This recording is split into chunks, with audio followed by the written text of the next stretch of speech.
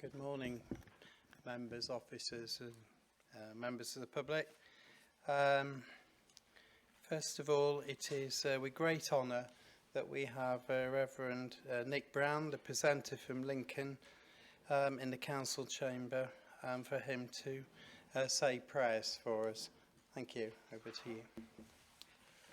So we give thanks for all who offer service for their communities. We pray for the good of the communities which we represent and are a part of. We pray for God's wisdom for all who are called to make decisions on behalf of others. And so let us pray. Almighty God, the fountain of all goodness, we humbly beseech thee to bless the county council and all who are engaged in the work of local government, that they may order all things in wisdom, righteousness and peace, to the honour of your name and to the good of all your people. This we ask through Jesus Christ, our Lord. Amen. Nick, thank you very much indeed. I know you've got a wedding to attend to next. Happy Christmas to you. We'll see you soon. Ladies and gentlemen, thank you.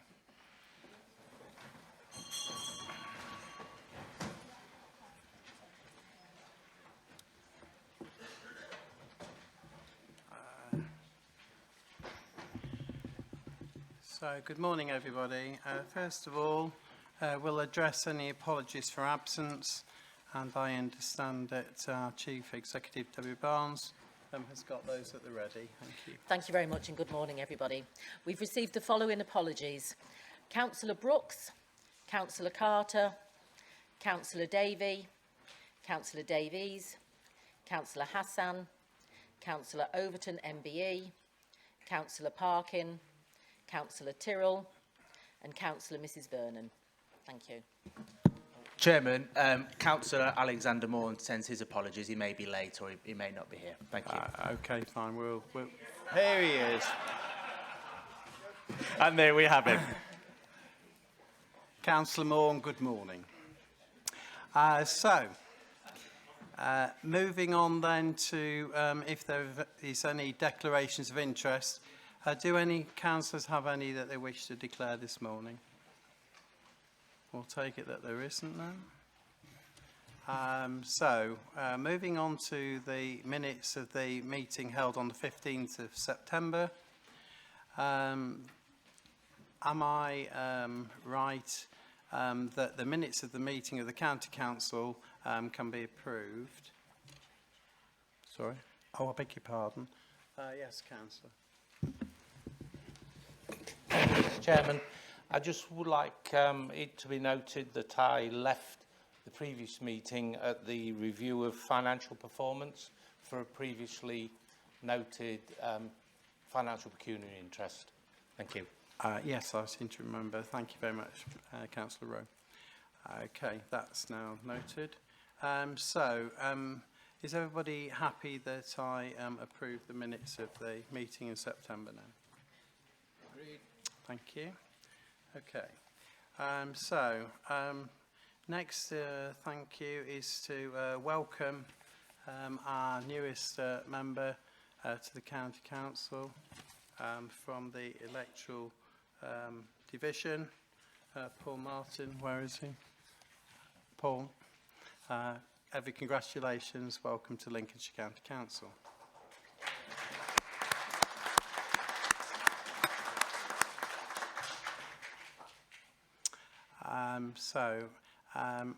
Moving on to my own announcements, as aforementioned, it's good to have Councillor Paul Martin with us. Sorry?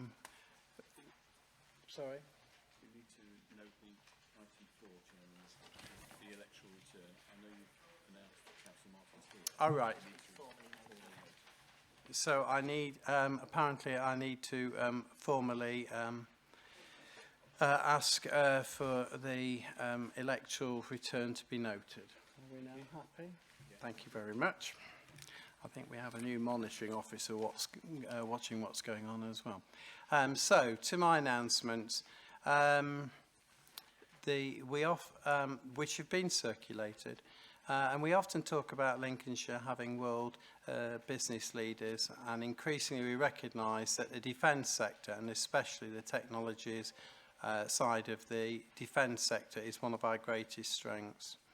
I was therefore very grateful, and I think it does deserve special mention this morning, to celebrate that Park Air Systems have been taken over by a multinational India company, and the investment will create a strong future for the business and will provide excellent career opportunities for young people, along with the longevity of many employees that work at Park Air that have done for many, many years. And it is an absolute wonderful story that it all started by a gentleman having a transistor radio above his shop in Stamford, and now the technology looks after aircraft signals and communications for all sorts of technology, including drones. So that was really worthy, and particular note to the well-being. I look forward to visiting other businesses as part of my time as the chairman, and reassuring them that Lincolnshire County Council will support their investments. I hope that you will today take the opportunity to be shown the members' data dashboard, which supports you to understand the services and properties in your electoral divisions. The plan is for officers to add further data sets to the dashboard based on your feedback.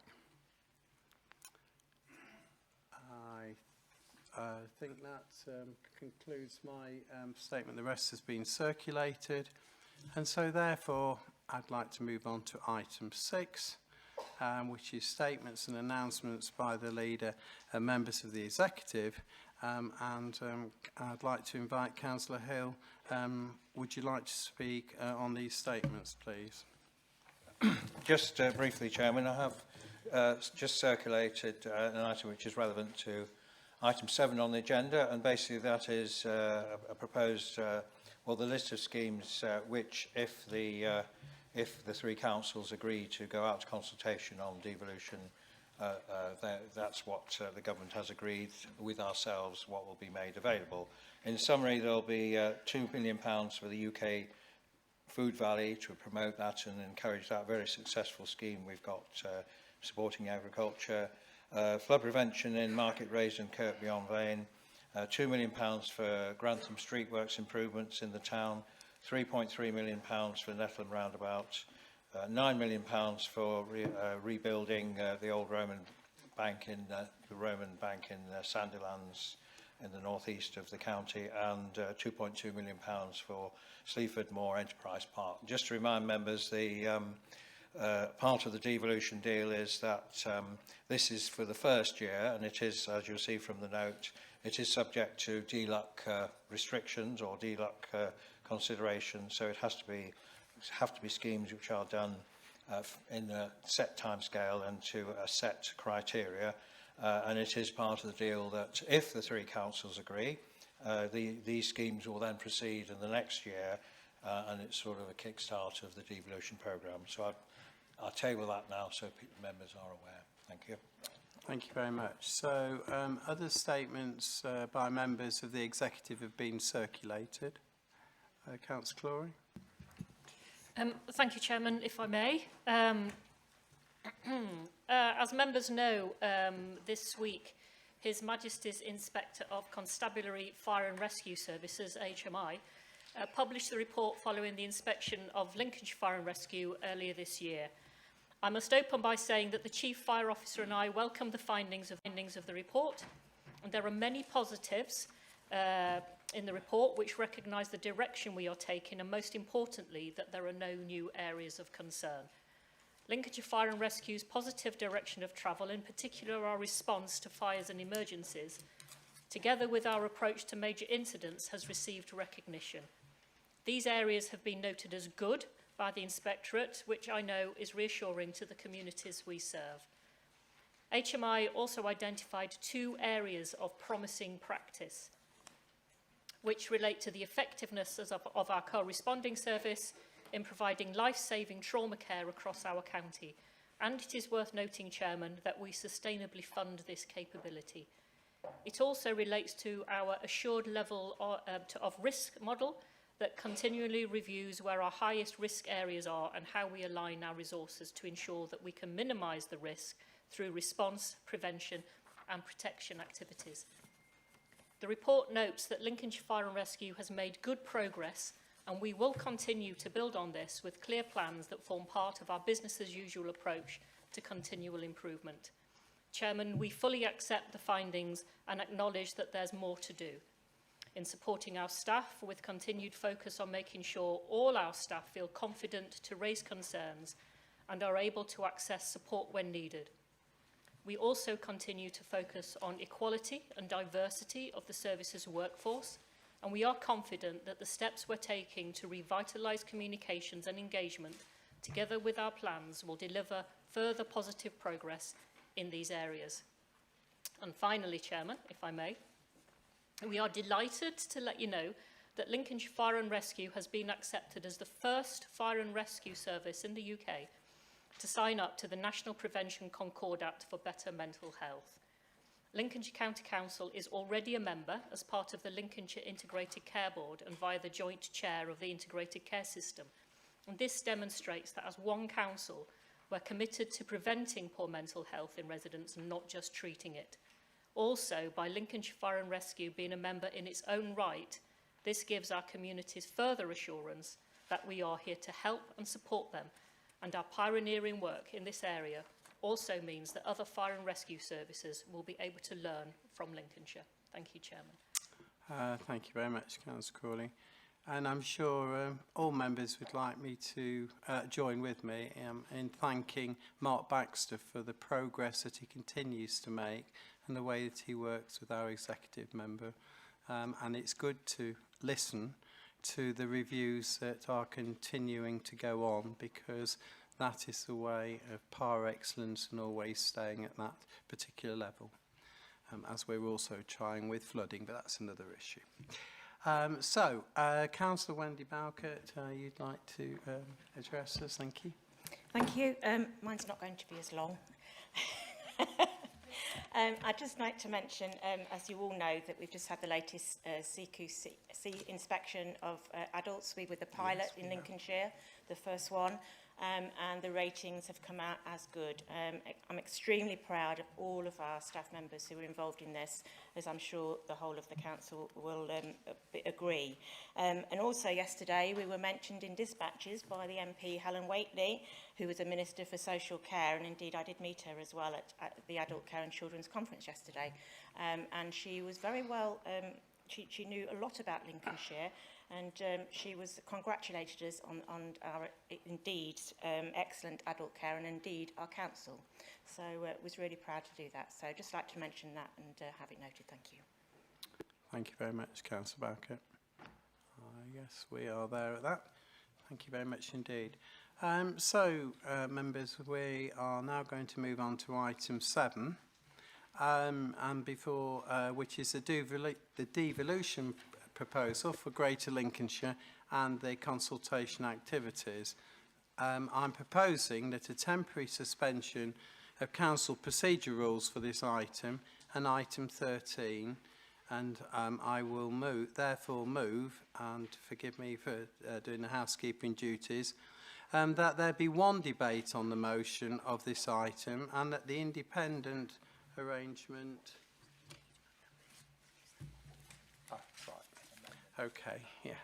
That the amendment for one debate on the motion at 13 and the Conservative Group amendment and the following council procedure rules be suspended for the duration of both agendas, 13.6b, 13.6c, d, e and 13.10b, and that in introducing the moving a motion and in responding to the debate, the mover of the motion be allowed to speak for 6 minutes, that the proposer of the amendment will be allowed to speak for 6 minutes, that councillors seconding the motion will be allowed to 3 minutes, and as usual reserve their right to speak later in debate, and that other speakers each be allowed 3 minutes and that no further amendments be moved. And I turn to my Vice Chairman to second. Are you comfortable to do that? I second, Mr. Chairman. Okay, thank you very much. So, I beg your pardon. Councillor Baxter. Councillor Dills. Thank you, Chairman.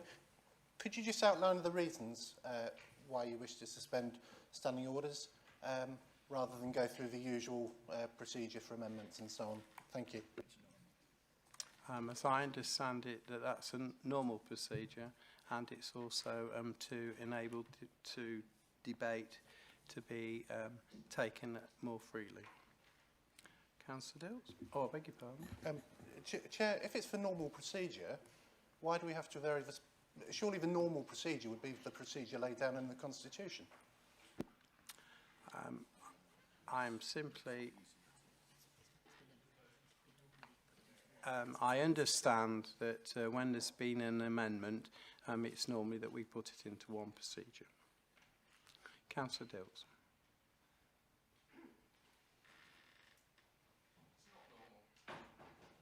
Mr. Chairman. Thank you for your guidance. I don't see as it's normal. How can it be normal to change the rules, that we have to change the rules right now to be normal? If we're normal, we don't change the rules. But anyway, that's... I'm against suspending normal rules of debate and further restricting speakers on something so major as this in particular. I normally vote when we want to change these rules to go along with it in budget debates and so on. But we're about to consider a massive change in the structure of the way that Lincolnshire is governed. 200-page document that was published just 9 days ago. I appreciate all the work that's gone into by this council, from the leadership and the chief executive and team in getting to this point. But that document was published just 9 days ago, and if passed, changes the way we are governed for generations to come. In fact, I asked yesterday, at the limited opportunity we've been given to pre-scrutinise the deal, and I point out that yesterday the whole deal, what was called scrutiny, was introduced by an officer who was told to restrict his time, and he delivered it in less than 2 minutes without even a presentation on these fundamental changes proposed. And elected members were warned, keep your comments short to an absolute minimum. We've got a busy day, Forgive me, Chairman. I can't go down, Ash, it won't go down. Oh, yeah. I published my amendment well ahead of today's meeting in good faith, in the spirit of openness, and at the pre-council meeting yesterday requested that it did be dealt with without suspending the rules of debate. And I did that so that members were not further restricted in their speaking. And I'd say that for all members. I welcome the debate across the chamber. But I don't think we should be restricting it, Mr. Chairman. And I hope that explains why I'll be voting against suspending standing orders. The standing orders that are there for a reason. Thank you, Mr. Chairman. Thank you very much, Councillor Dilks. So, I did refer to going through these as a good housekeeping exercise. It is the Chairman's prerogative and the reason that I've done it is to reduce confusion about the way in which this proposal is being discussed, and I hope that will prevail as we go through. I understand, Councillor. Chairman, could I just Yes, move that we go to the vote, Chairman? Can I just say, I think this is an important debate we're about to have, and I don't really want the public to be watching while we argue over what I regard a minor issue. For some years now, as Councillor Dilks is well aware, when we were going through very difficult times with this council, it wasn't a very pleasant place to be, and debates were very difficult, very confused. And for many years now, And certainly when Councillor Parker was leader of the opposition, we were quite clear that we wanted orderly and sensible debates where everybody could understand what was going on. And every time when we have budget debates and other major debates and also motions, we just have the one debate so people understand where they are. And I have to say, this council chamber is in a much better orderly place than certain other councils which aren't too far away, where we do try and argue the issues at stake and don't get into personal and difficult places. So I would also say slightly disingenuous that because there's been a lot of work, as Councillor Dilks and Councillor Baxter well know, every member has had the opportunity to look at the developing text as it came forward. Every member, and actually even all councillors across the whole of the county, have been given an opportunity to have briefings from the officers, and also there have been briefings here for group leaders. Unfortunately, that was not being taken up by all group leaders, but there's been a massive opportunity for people to actually understand what the details are all about, understand it as it develops. That offer has always been on the table. So I think it is correct now that we actually move to a sensible, orderly debate. And I'm sure as chairman, you'll be lenient in terms of you feel that somebody's got something really important to say which hasn't said before. So I'd like to move that we now move to the vote regarding suspension of standing orders. Well, just before doing that, Councillor Hill, Councillor Lee wishes to... Thanks, Chair. I didn't realise that this was an attempt to limit the debate, and I have to say I completely agree with Councillor Dilks' point. And as to what Councillor Hill has said, I've debated in the highest chamber in this land, and I've sat in there for hours, and there's never been an attempt there to stifle debate. So I would back what Councillor Dilks is saying, and we should be allowed... These are really important proposals, and we haven't had a lot of time to consider them. We only got them very recently. And OSMB, we were told yesterday it had to be quick. I was there. So actually, I agree with Councillor Dilks, and if we do vote in the way has been suggested, my group will be voting against that, and I'd like our recorded vote, please. Thank you. Okay, thank you very much. Just before asking Councillor Stengel to come in, I have no intention of trying to stifle debate. Okay, I'd just like to have that assurance from the Chairman. Councillor Stengel? Thank you, Mr. Chairman. As some people may know, I sit on the City Council as well, and it's quite common that the Labour controlling group ask us to suspend standing orders in these meetings. We have always gone with them because we think it's an important issue. And therefore, we're not setting a precedent here. We actually do this quite regularly. I know that Councillor Lee is fairly new to the council here, but over the years we've seen suspension of standing orders many times, and I don't think there's anything wrong with the way we are suspending procedure rules. Thank you, Mr. Chairman. Okay. Having Councillor Bradwell?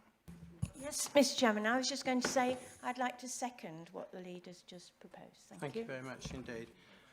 Okay, so I will continue with my housekeeping procedure, and then we will go to the votes. I'd like to remind members that the rules of debate are set out in 13.5 and 13.9 of the Council Procedure Rules for clarity, which have not been suspended. These are set out in paragraph 1 and 2 within the order of proceedings. Except as set out in the rules of 13.5 and 9 below, councillors are only allowed to speak once during the debate. Therefore, a motion and any amendment will proceed as one debate. To that end, I would like to put this to the vote, please. So I'd like to know of all members in favour, please.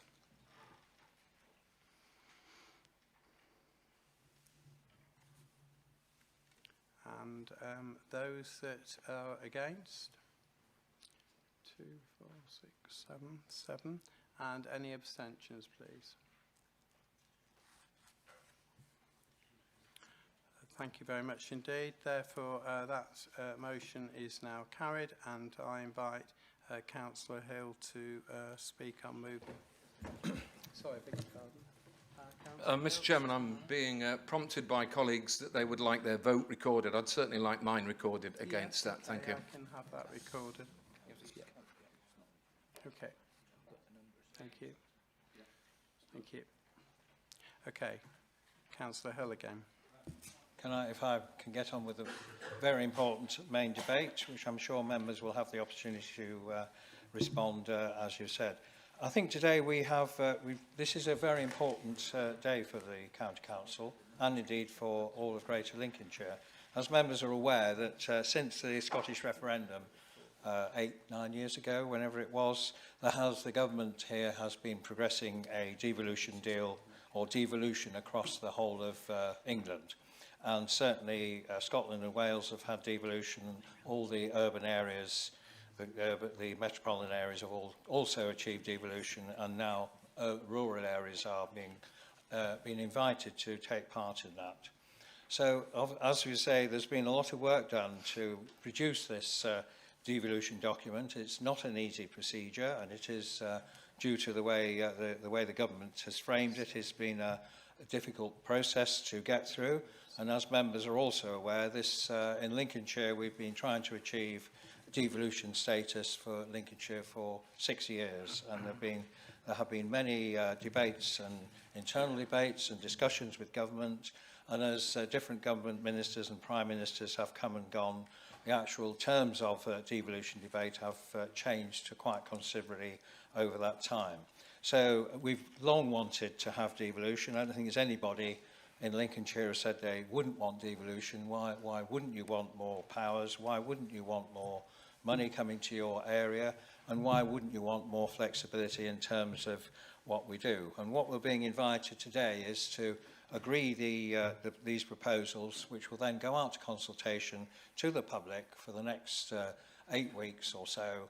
And then obviously in the light of the consultation, then we'll obviously have the three councils will have to, it'll come back to the three councils and then obviously for a further debate to see whether we want, in the light of the consultation, whether we want to proceed or not. I can report that last night North East Lincolnshire Council voted to proceed with this deal as it's laid down.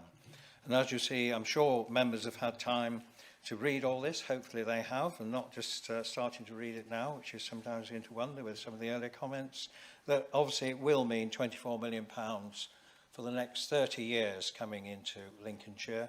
It also means that adult education budget in 2 years' time of nearly £20 million will come to the combined authority for them to actually work with providers to actually flex training and skills training, so to make sure that it is provided to the needs of Lincolnshire's businesses.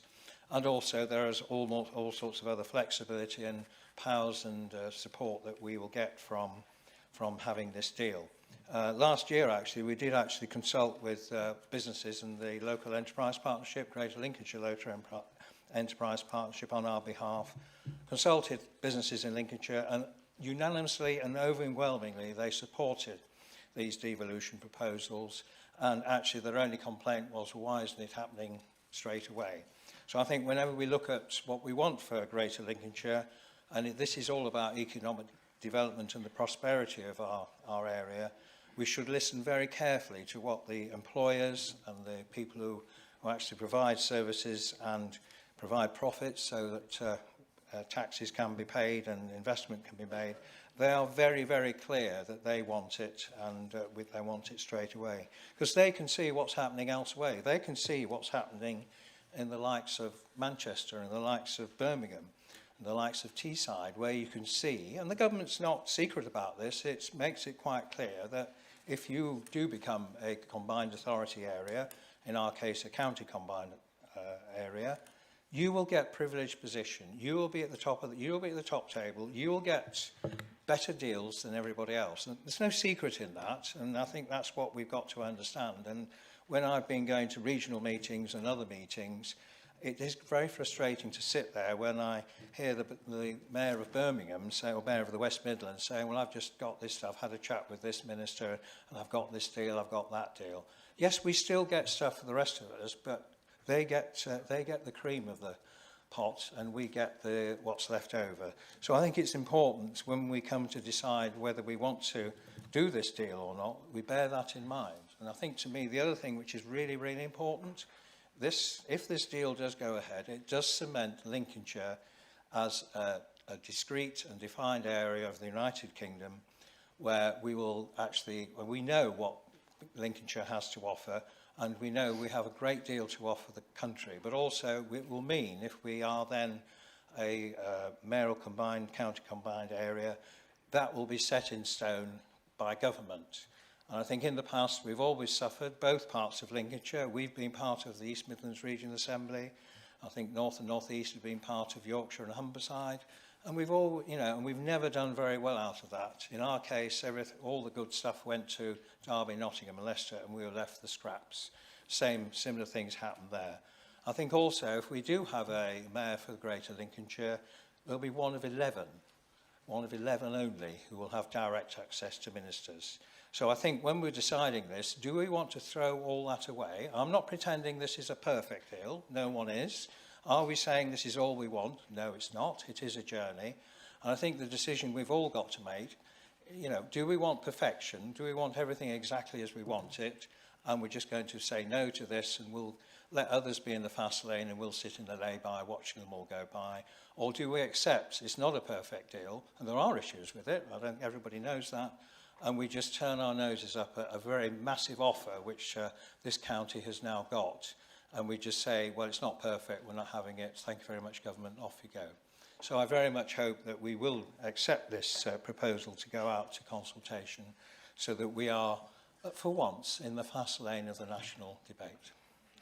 Thank you very much, Councillor Hill. And I think in that, one comprehends that you're explaining to us that we're after our own and protecting our own identity quite different, because we are our own county, quite separate from Derbyshire, Nottinghamshire and Leicestershire, I think. So, a seconder, please, for Councillor Hills. Yes, I'd like to second that, Mr. Thank you very much. Okay, I understand, Councillor Dilks, that you'd like to move your amendment. So, can I invite you to do that for me, please? I'm happy to, Mr. Chairman. Would you like me to speak on the whole debate that we're having, or just on my amendment? Yes, I think, of course, the whole debate. We're having yeah, debate. I only get one speak, absolutely. That's fine, yeah. Thank you. I think it was in 2000 or 2015 or thereabouts, some 8 years ago, that we voted in this chamber against the deal that was on offer, and it was largely, I think I'm right in saying, because nobody wanted the mayor, or there was opposition to an elected mayor at that time. And this chamber, actually, this county voted against it. The Conservatives voted against it, as we did at, as the whole council did at South Kesteven a few days earlier, and it went. So it's taken 8 years for it to come back. And I do, as I said earlier, and I did recognise the work that Councillor Hill and others have put in to getting where we've got to. I do not demean that work at all. But I don't think we've really got to a really good place in the deal. And I think Lincolnshire can do better than what's on offer. But it was only 9 days ago, and yet there is sort of, we're now told there's a rush to get this done. And I actually heard yesterday that it was in debate here, that it was because one of the other councils is going into purdah, presumably ahead of their elections in next May, that it has to be done. So we're on a real rush of a timetable now.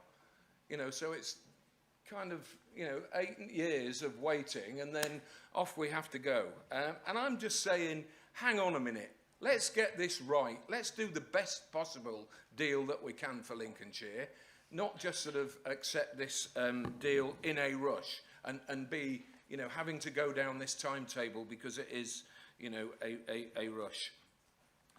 The 200-page report that I'm sure everybody's read, I can't find any. I can find all this stuff that Councillor Hill's just talked about. You know, I understand that about being supercharged and the fast lane and all that. I remember that. That's what they promised about academies. Do you remember that a few years ago? And look where we are now. this council demolished its education authority, a very good education authority, I'm the first to say, and look where we are now with academies. In a couple of 3 years or some years' time, whoever's in government, I've said it before, we're going to come out with a bright idea, government's going to come out with an idea and say, why don't we let local authorities run schools? However, that's diverting. But I can't find in the papers any of the downsides. I can only find, and normally when we do these things, you know, what are the downsides? Now, I did ask about that yesterday, and what I kind of got back was an admission that, we don't, nobody wants the mayor, we know that, nobody wants the mayor, but that's the price we've got to pay for getting this 24 million a year for the next however many years, and all the other pieces that are going to come with it. I would say in terms of when we look at the 600 million pounds this authority spends and has to spend rightly a year on its services that we provide to our people, that's actually crumbs on the table that we're actually being offered right now. It's not enough money. We're being bought off at a very low price in my estimation. I'll move on. I've got to say yesterday, or not just yesterday, but I do find myself agreeing with MPs in Lincolnshire. Not very often I do that.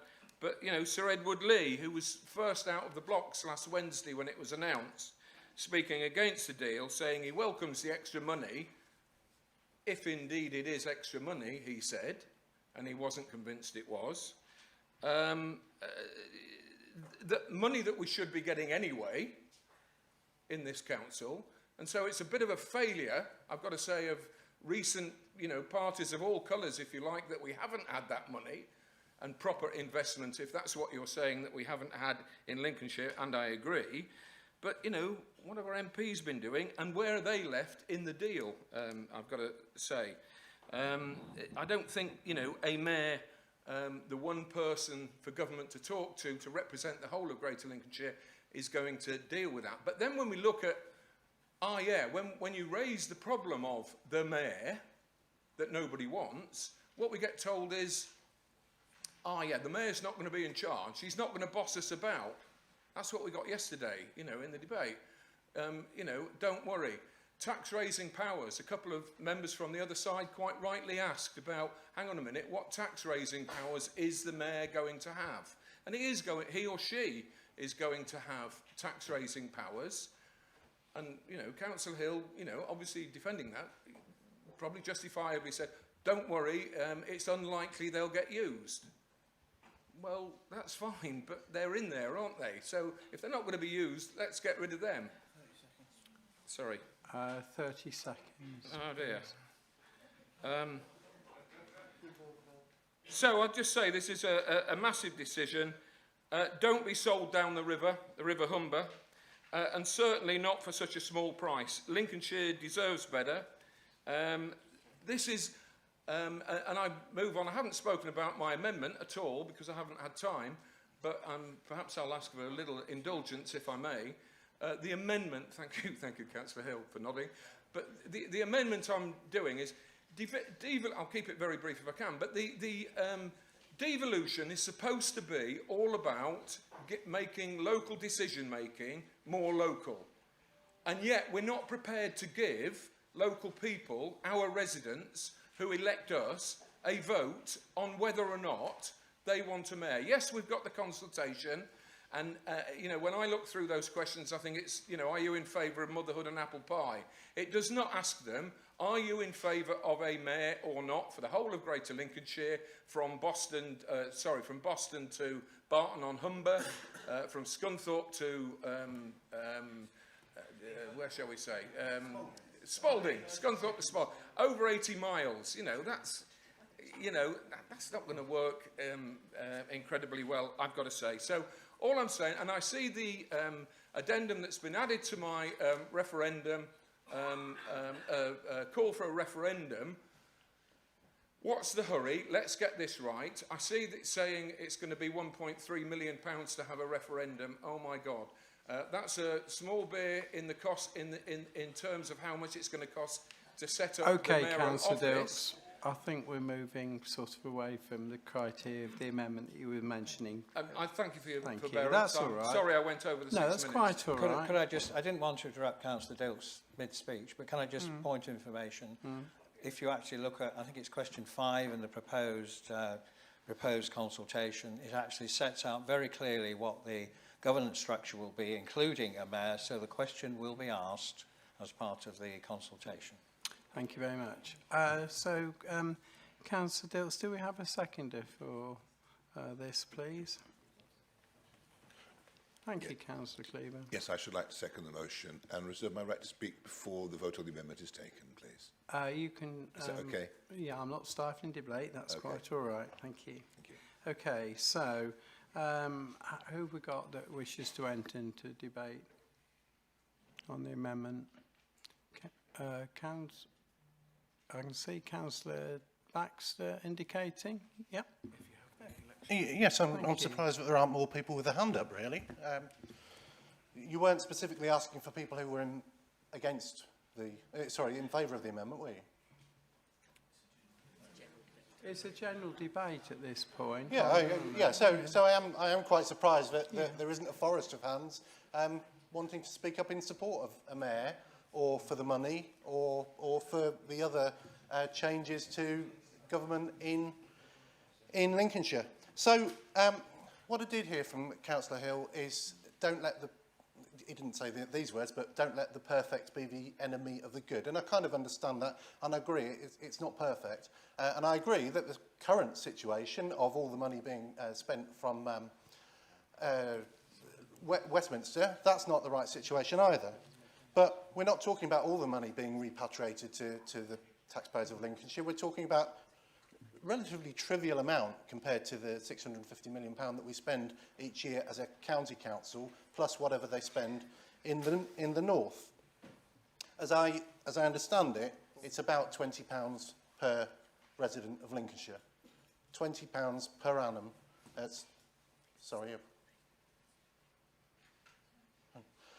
Someone's trying to catch your eye, and it's catching my eye, and finding it difficult to concentrate.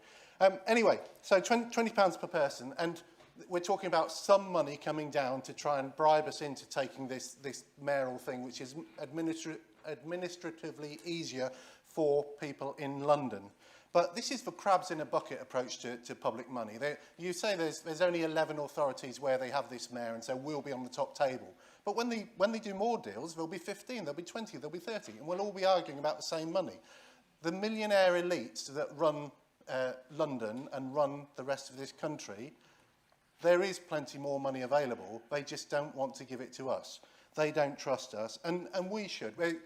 There are institutions in place, including this county council, including the districts, including the unitaries, that can be trusted with money. If they want to give us £24 million, then give it to us. They can share it out pro rata, just hand it to us. We can trust Councillor Hill and the council to administer that money properly now. We don't need a mayor to do that. We don't need the bother of it. Nobody's asked for a mayor. And when we compare ourselves to Birmingham or Manchester, newsflash, Birmingham and Manchester are cities of a defined space. Lincolnshire is massive.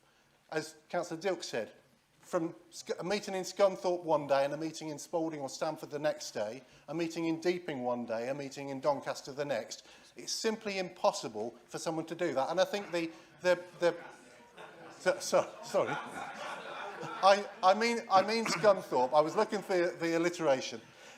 I know so little about the north of the border of this county that we serve here that I can't think of a place beginning with D there. So can we have the money without the mayor?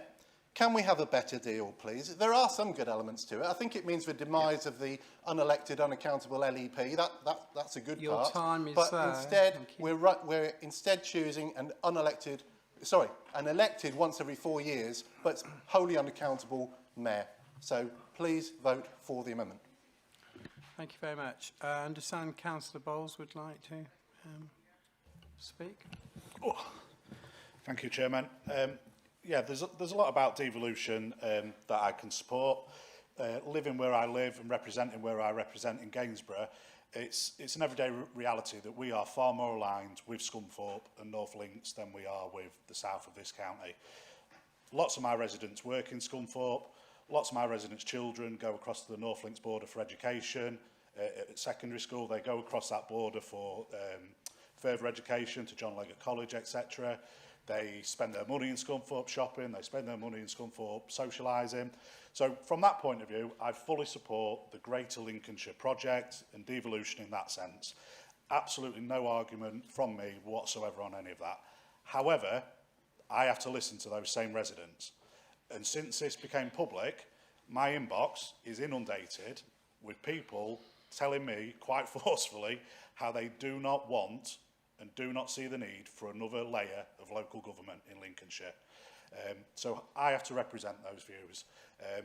Similar to Councillor Dilks, it's a very rare occasion for me, but I fully support and find myself in agreement with my MP, Sir Edward Lee, on this matter.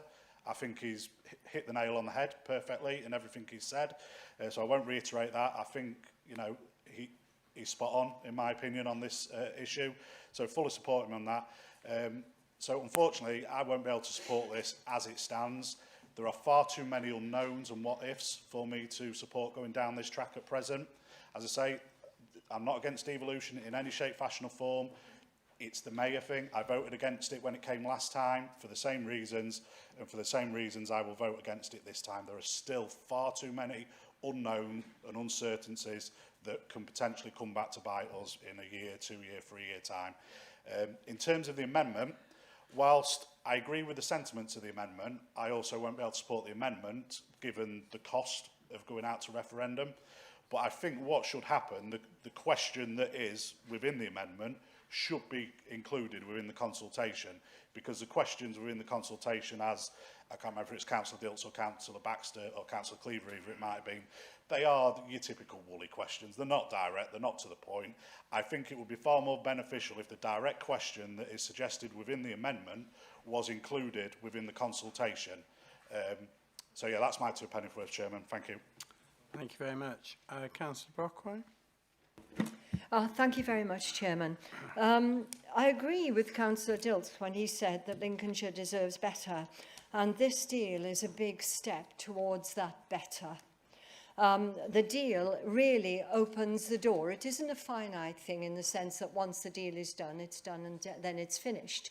What it does, it starts the ball rolling. It puts us at the table and we can then negotiate further. It actually puts us in a significantly more powerful position. We are already working in partnership very successfully with the other 2 counties, and this is a good and positive expansion of that working. And it's very difficult to understand how any councillor could vote down the idea of bringing potentially hundreds of millions of pounds into those counties. With regard to the 8 years of waiting, I would say that that was 8 years of progress and development. These ideas do take years to develop, but now at some point you reach the point where you have to make a decision. That decision is far from rushed. It's been years in coming. We rejected things before because they weren't good enough, and now the people who rejected them before are saying, well, actually now we've got to a point in the deal where it is workable. So I will be supporting the deal.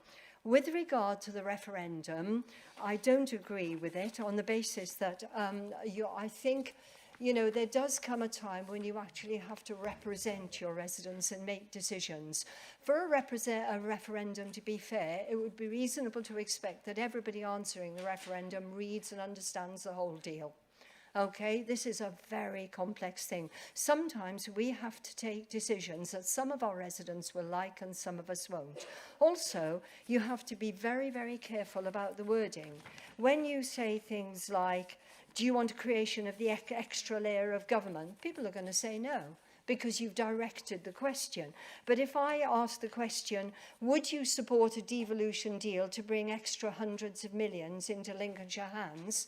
Most people are going to say yes. So the wording of the questioning is indeed important, Councillor Bowles, but questioning is a skilled thing in itself and it needs to be balanced. So, Chairman, I'm going to support the vote on devolution and I'm going to go against the vote on I'm going to reject the referendum. Thank you, Chairman. Thank you. Thank you very much. Councillor Stephen Binney. Thank you, Chair. Like my colleague, Councillor Bowles, I basically am very keen on looking at the devolution idea. In West Lindsey, Market Raisin area where we are, likewise, we have a lot to do with the Humberside schools, education, hospitals, whatever it might be. And it does make sense for those all to be part of a scheme. However, I do believe that the questions that we ask are important. And as we hear, we've got some sort of questions already put forward. I do think we do need to give the public the opportunity to give their strong view on whether they want that extra level of authority and whatever. And I do feel that that should be in the consultation period. I'm not that particularly keen on a referendum, and I take that, and I'm actually quite happy to make a decision on behalf of my residents and electors, but I do think also they've got to have that full opportunity to be able to say what they want. And I would strongly agree that the question or the sort of questions as put in the amendment should be involved in that consultation document. Thank you very much, Councillor Binney. Councillor Karen Lee, please. Thank you, Chair. The Labour Group supports the principle of devolution, and we support the allocation of money to be spent on local priorities by local politicians who know what's needed locally, but we certainly do have some reservations. Our group agree that this process has been rushed through. I mean, we only got to know the detail on the 22nd, didn't we? And the opportunity for scrutiny of the actual proposals has been very limited.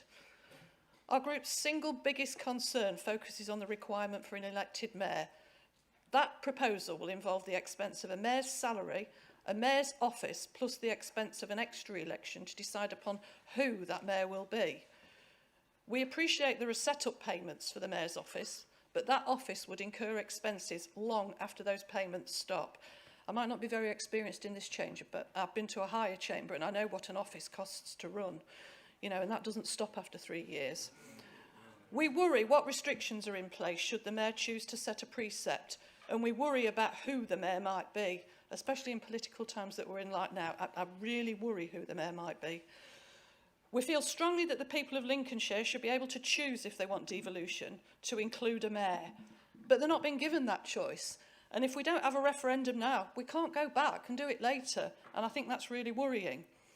The Labour group, and I suspect in truth the other groups in here as well, would feel much more comfortable if we weren't being pretty much forced to elect a mayor, but we're being told that in order to get the financial goodies, we've got to have a mayor. You have to wonder why that is. We'd be much more enthusiastic about the proposals if the expense of a mayor was something we didn't have to have. And quite honestly, just think of how many better ways that money could be spent. I'm quite good at advising you on that one. The narrative we've been given, amplifying the positives of the deal, focuses on the amount of extra funding we've been promised should the proposals go ahead.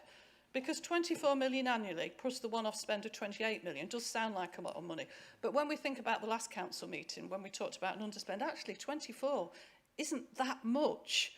And when you consider the huge, massive sums which have been slashed in real terms from council budgets over 13 years of Conservative government, that sum of 24 million is actually very modest.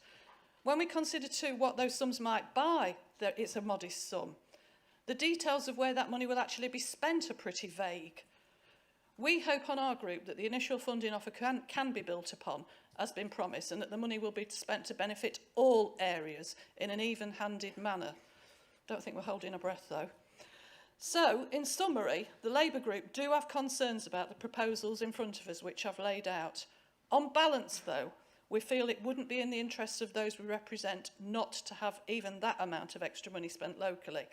Because sadly, 13 years of Tory government have inflicted so much austerity and hardship on local councils that any funding is desperately needed.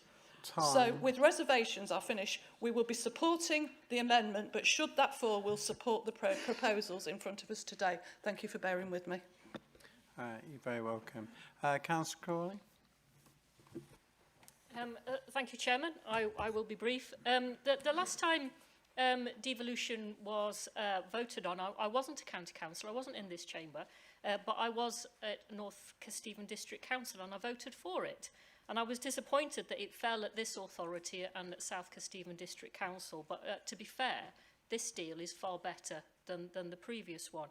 And Chairman, if Lincolnshire dithers, the world won't wait. It will move on and we should move with it. And I will be voting for the deal today. Thank you. Thank you very much, Councillor Crawley. Like you, I was a district councillor at that time, and the situation that we're looking at today is different from that was before. Councillor Kelly, please. Thank you. Thank you, Mr. Chairman. Whilst I support, on behalf of my constituents, the idea of devolution, because I think bringing government closer to the people is a really good idea, I'd just like to make a general point, and it's partly with what Councillor Brockway has just said. I feel that the timeline, which Councillor Dilts referred to, is very much against our constituents in terms of their general awareness of what devolution is. I've attended 2 ward meetings recently, and generally they have no idea what we're talking about.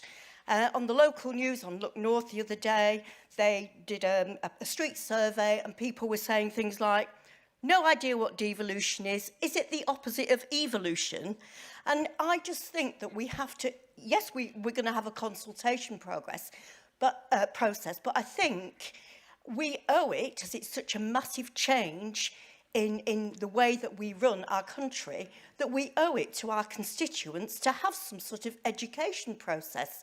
And I just think that this, it's completely ridiculous not to do that and not to think that, not everybody is as politically aware as we are, and we need some time to give them some knowledge so that they can make an informed decision. Thank you. Thank you very much, Councillor. Just for information, it's an opportune moment for me to mention that there is information for all councillors to collect on the way out today, and I do know that there is an agenda of public consultations which is being programmed and being undertaken, just for information. Councillor Marfley, please. Thank you, Chairman. Well, from my point of view, this is a fantastic opportunity to unite Lincolnshire. There's opportunities in every area for the residents of Lincolnshire. We have a mayor, a new figure, a new status, a new person that actually has different powers to our existing leaders, who can contact and make roads into areas that we haven't done before with government officials. DEFRA, farming, is very keen to work with our new mayor. And DEFRA wants to look at how does Lincolnshire, the big food capital of farming, environment, coast, water, how we can solve issues for the rest of the country. There is opportunities for the young to actually start to really develop career paths better. Further education. We have it now, but it's disconnected in various ways. And he can connect that better and more aligned to businesses. This is opportunities all over the place. And here you are wanting to turn it down. I don't understand. I mean, it's a great place, Lincolnshire. This will get better. That's why it's for Greater Lincolnshire. My residents, we sit on the border to North East Lincolnshire, and everybody wants it. We want a seamless actions between each division. We don't want divisions. The Greater Lincolnshire Local Enterprise has worked incredibly well, joining up the North and the South. The industrial garden town of Scunthorpe can connect with the wonderful green fields of tulips in the south. This is a time for us to thrive. There is so much, though. We're connected by the A16 all the way down.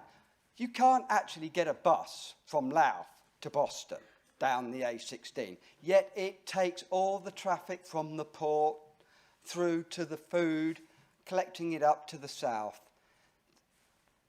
There are certain roads that want improving, so to actually all come together for transport is brilliant.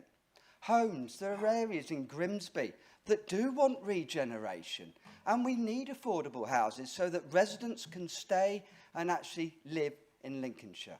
They can educate, be educated better, get better jobs. It's not about all getting top skills, it's about making things better for everyone and creating these opportunities for all the residents. And I welcome this, and at long last we have got a good deal, and it's time to let Lincolnshire thrive together. Thank you. Thank you very much. And include the advert for Spalding Bulb Festival next year, possibly. Councillor Smith, please.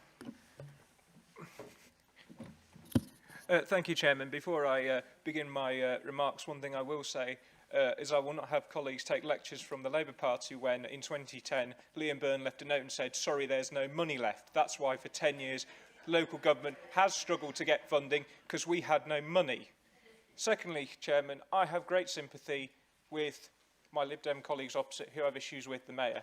I share my MP's concerns for Edward Lee on this front. However, and as other colleagues have said, I was a district councillor and I actually voted against the previous deal. But I'll explain why. That deal was not as good as this deal.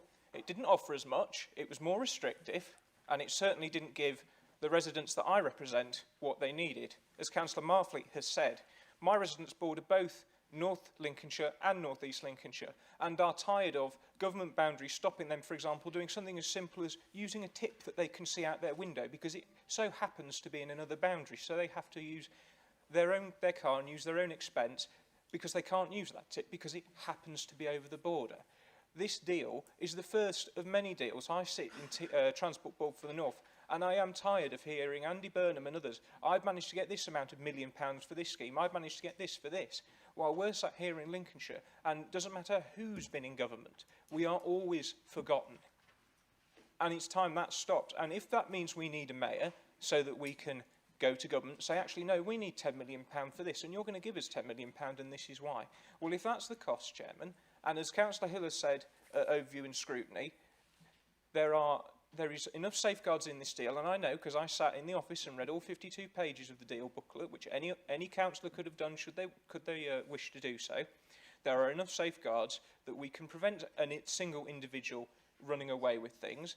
These are new powers. Our powers here and at the district level are protected so that our residents are protected in what we do here and what districts do. So there isn't going to be an issue of, oh, we're going to be ceding lots of powers to somebody who's unelectable and unreachable. That's not going to happen. So I will be voting for this, Chairman, and it's not a reluctant vote. It's something I'm proud to do because, as Councillor Marfleet said, it's time that Lincolnshire becomes Greater Lincolnshire again and we're unified together and we work together for the benefit of our residents. Thank you very much, Councillor Smith. Councillor Colin Matthews, please. Thank you. Thanks very much. I'm a little bit concerned that we've got some sort of large-scale NIMBYism going on here. My patch is Alford and Sutton. If you go up the A16 to Grimsby, it's 32 miles and it's 32 minutes, 16 miles. If you go across to Lincolnshire, and on a morning like this morning, it takes 1 hour and 35 minutes. So we tend to appreciate and enjoy Grimsby. Grimsby got £20 million levelling up money in March this year. And I see that if we put that collective funding into Greater Lincolnshire under that heading, this isn't just 24 million a year, this is all the money that's going into this region to strengthen this region. And actually by denying that, we're not properly accounting. I do think there's an issue with the mayor. It's been well discussed. I prefer to think of it as a privileged single point of access to government, where that person is speaking on behalf of a much larger area and reduces tension between Grimsby and Lincoln. But for us, strengthens all the facilities and offers that we would want in East Lincolnshire through building Grimsby. And then the others, I would say, I don't want to move to Doncaster though. Thank you very much. Well, I think you were describing to us about Lincolnshire and the greater county thereof. Councillor Danny, please. Thank you, Mr. Chairman. Thank you. Well, I express my views as I think it's fit for me and fit for Boston. That's to start with, and whatever fits as well Lincolnshire in general. My first thing is the 24 million, which is we will get every year, and what is it worth for Lincolnshire? That's the main question for me. And this 24 million, will it be enough for us in the next 5, 6, 10 years? Will the government increase that amount of money? Because probably in 10 years' time, 24 million will become just 10 or 11 million, if it's worth that. The second thing is looking at the state of the world economics right now. As we all know, is changing, and it's changing very rapidly, very fast. If the devolution prevails, we will still depend on the government. It seems to me that the government is trying to get away from its responsibilities and give us something in our hands to decide for our destiny. Are we capable of taking the destiny to our hands and changing the lives of our residents? Probably yes. The third thing, which is mostly important for me, we as Bostonians should be a part of the development and its progress, because I do believe that the success of devolution depends on equal opportunities and how we can go all together in the same way, in the same path, to achieve better lives for everyone. Should we take our destiny to our hands? Probably yes. It's challenging, but let's go for it. Let's go for it. And let's deliver a better future to our residents in Lincolnshire. To become greater again will give us this kind of a trampoline to go forward with our lives. And I think if we here are responsible enough and taking decisions, and we draw the path, the right path for this county to go forward and fight for ourselves, I think I will support it, and I will be fighting for every bit that I can get for Boston and Lincolnshire all my life. Thank you very much, Mr. Chairman. Thank you. Thank you very much. Councillor Tom Dyer. Thank you very much, Chairman. And I don't know how I'm going to follow Councillor Marfleet's contribution. Not only has he got a new suit today, I think he gave a fantastic endorsement for his mayoral campaign as well. So well done there, Councillor Marfleet. But ladies and gentlemen, first of all, can I put on record my thanks to Councillor Hill, his executive members, and all of the officers for their work in putting together this devolution deal. It doesn't take 2 minutes to put together, and it wasn't on the back of an envelope like some opposition motions tend to be. So well done to all involved in putting this deal together. And actually, Chairman, unlike some of the comments from some of the members in this chamber, this is broadly a positive deal. And rather than talking our county down, we should welcome this deal and the opportunities that it will provide for our residents and businesses. But, Chairman, I am pleased the Lib Dems don't support having a referendum. So there we go. That's an interesting development. But opposition members can cherry-pick the bits they don't like. And in my opinion, that's probably for political gain. However, on this side of the chamber, as the controlling group, we have to weigh all of this up, the positives and the negatives, and come to a conclusion. But if we approve this today, we're also approving £1.5 million flood prevention for Market Raisin. Well, Councillor Bunny, if you vote against this motion today, you are denying your residents £1.5 million in flood prevention. So, Chairman, let that be noted. But actually, Chairman, some members of this chamber have spoken down the opportunity of having a mayor and actually having a mayor in its entirety. I actually quite like the idea of having a mayor and having a directly elected mayor, because unlike council leaders, and there's some sitting in this chamber, council leaders are actually directly accountable to the electorate. Mr. Mayor, I'm not going to look in any direction, but can you believe it? Council leaders can end up in office by forming all sorts of strange rainbow coalitions that perhaps aren't directly accountable to the districts that they represent. Whereas a mayor is directly accountable by the people of Lincolnshire. That, Chairman, is far more democratic than how some council leaders are elected and how their decisions are made. It's, you know, these manifestos that some council leaders that sit on, I don't quite know what they actually stand for. So rather than actually having a mayoral model that's constrained, rather than actually having a mayoral model that's constrained by council leaders, I actually think the mayor should have more freedom and more power and not be constrained by council leaders. So, Chairman, I'm not going to end as Councillor Marfleet did, but I totally agree with his words. Let's grasp this opportunity and let's unite Greater Lincolnshire and move forward. Thank you, Chairman. Thank you, Councillor Dyer. Councillor Ashton, please. Thank you very much, Mr. Chairman. I was an early convert to the concept of devolution and supported it in its previous iteration back in 2016. And I'm pleased still to be able to support this version of it today. Not least because the structures that are proposed to put in place means that the mayor will genuinely be accountable to all of Lincolnshire. But more importantly, no one component of these structures will be able to overawe the rest. It will genuinely be a partnership between councils with the mayor as chairman. And it brings real money to Lincolnshire, not just every year that it's operating, but if we vote for this today, it brings real money effectively within the next year.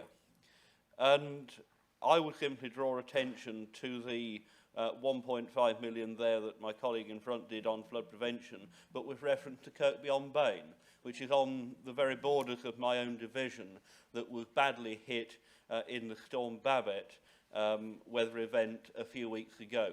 And I know that this is the sort of thing, this is the sort of money that will bring forward genuine change, genuine improvement for those residents on the ground. And when I look at the £1.3 million referendum cost, well, when I look at a referendum, I'm minded to channel a lady from Bristol and say, oh no, not another one.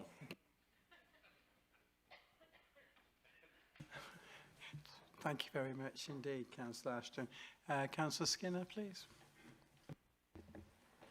Thank you very much, Chairman. I'm much like to say, in the words of Eisenhower, there's always opportunity, but Councillor Hugo Marfleet, he's very much that way as well. This has been around for 2 years. It's been thoroughly discussed at district level. Nobody can say they haven't been consulted or involved all the way through. Certainly as a leader at Boston, I kept everybody in the council up to date. So there's absolutely no reason for anybody to say, I don't know what's going on, unless they're trying to use it as some political lever.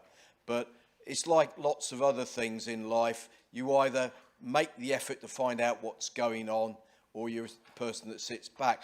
And that's what I think about this mayoral opportunity.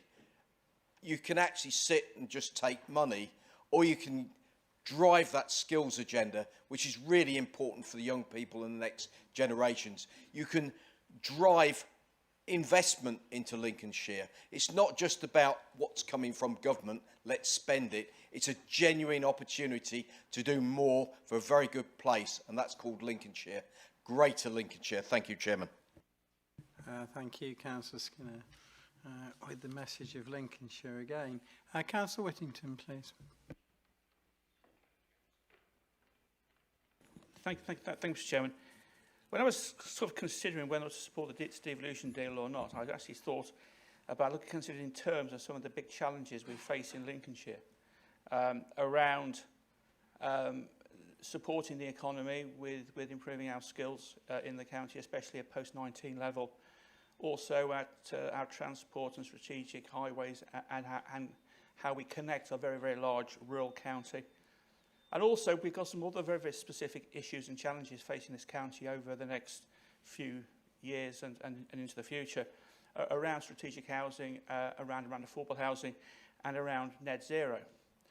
And the reason why I'm supporting this deal, because this is a tier 3 deal. And a tier 3 deal, in order to have a tier 3 deal, you have to have the mayoral combined authority.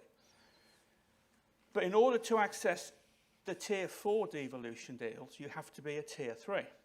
And what tier 4 devolution does is bring solutions to those problems I've just outlined. Tier 4 devolution will grant more powers across post-19 skills policy, more funding for transport, strategic highways and connectivity across the county. Strategic housing powers relating specifically to affordable housing. And very much importantly, loss of powers and loss of funding to deal with net zero and the environment, which is a real big challenge that we all face across this county. So on that basis, Mr Chairman, because of the fantastic opportunity that this then allows us to become a tier 3 and then to access tier 4, I'm fully supportive of this deal. Thank you. Thank you very much. Councillor Austin. Thank you, Chairman. Well, I didn't come to this meeting intending to say anything at all. However, things that have been said by one or two members, I feel, yes, I want to comment. And the first thing, I've just scribbled down things as I went along. Right, the first thing, Councillor Brockway, this opens the door. Yes, I agree with you there. There wasn't any mention for a long time of the A16. And in fact, I think it was we had to wait till Councillor Marfleet said something about that. Yes, I was concerned that the A16 isn't currently by this council. I don't feel it's recognised except for the little bit of levelling up money we've recently had. But that road goes from Grimsby right down this side of the county. A coastal highway that goes the A46, that's no more coastal than the A1 probably. But where does that where does the A16 go? It's one of the routes for that port of Boston. That is an international port. It's not recognised. To me, that's an omission in this particular document. But let's get that devolution and let's push then for recognition.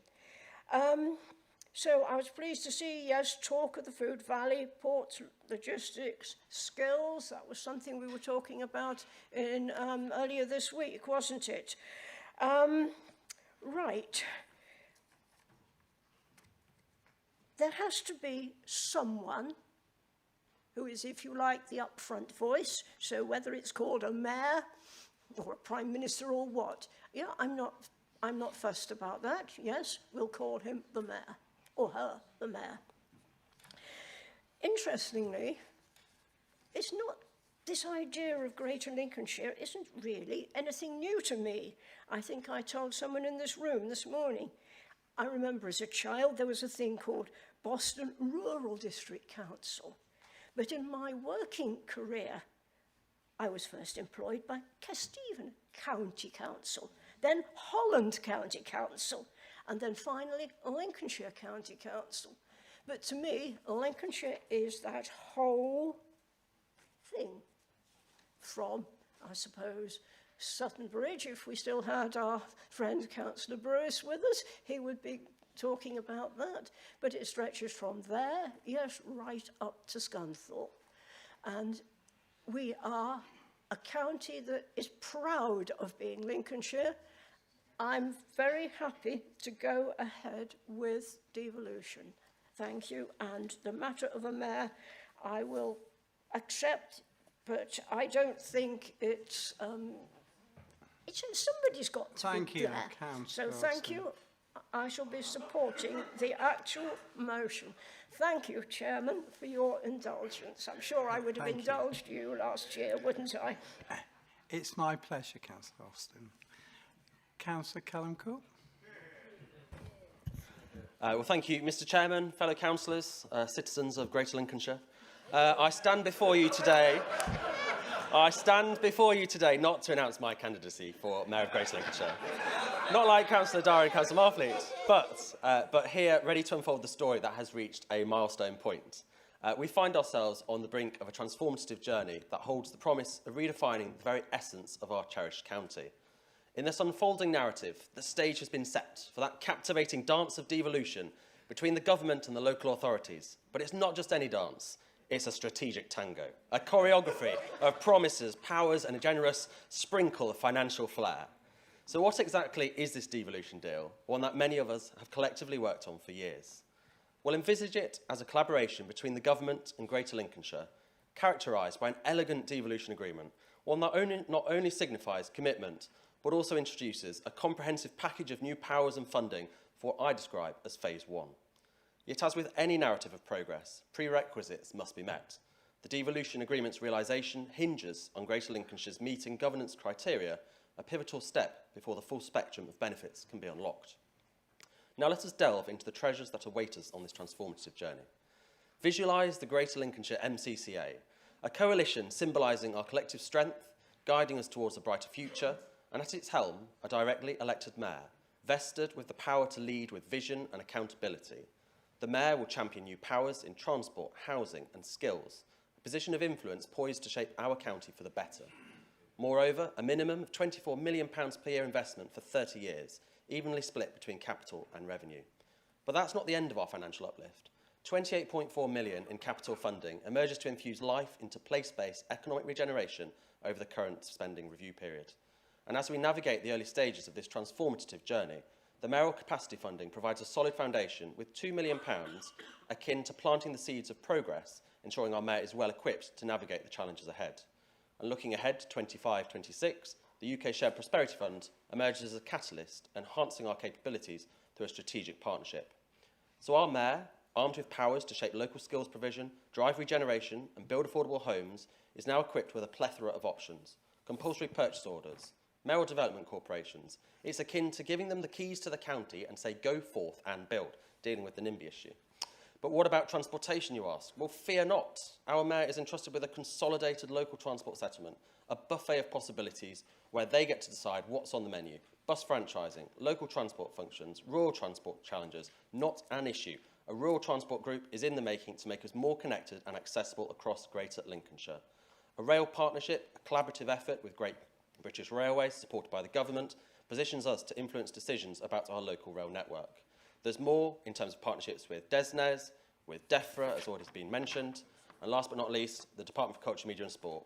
So here you have it in a very short 3 minutes. The Greater Lincolnshire Devolution Deal, where powers and possibilities converge. It's not just a deal, it's a journey, and this is the first stage. The future is ours to shape, and the powers are in our hands to start the consultation and progress this deal.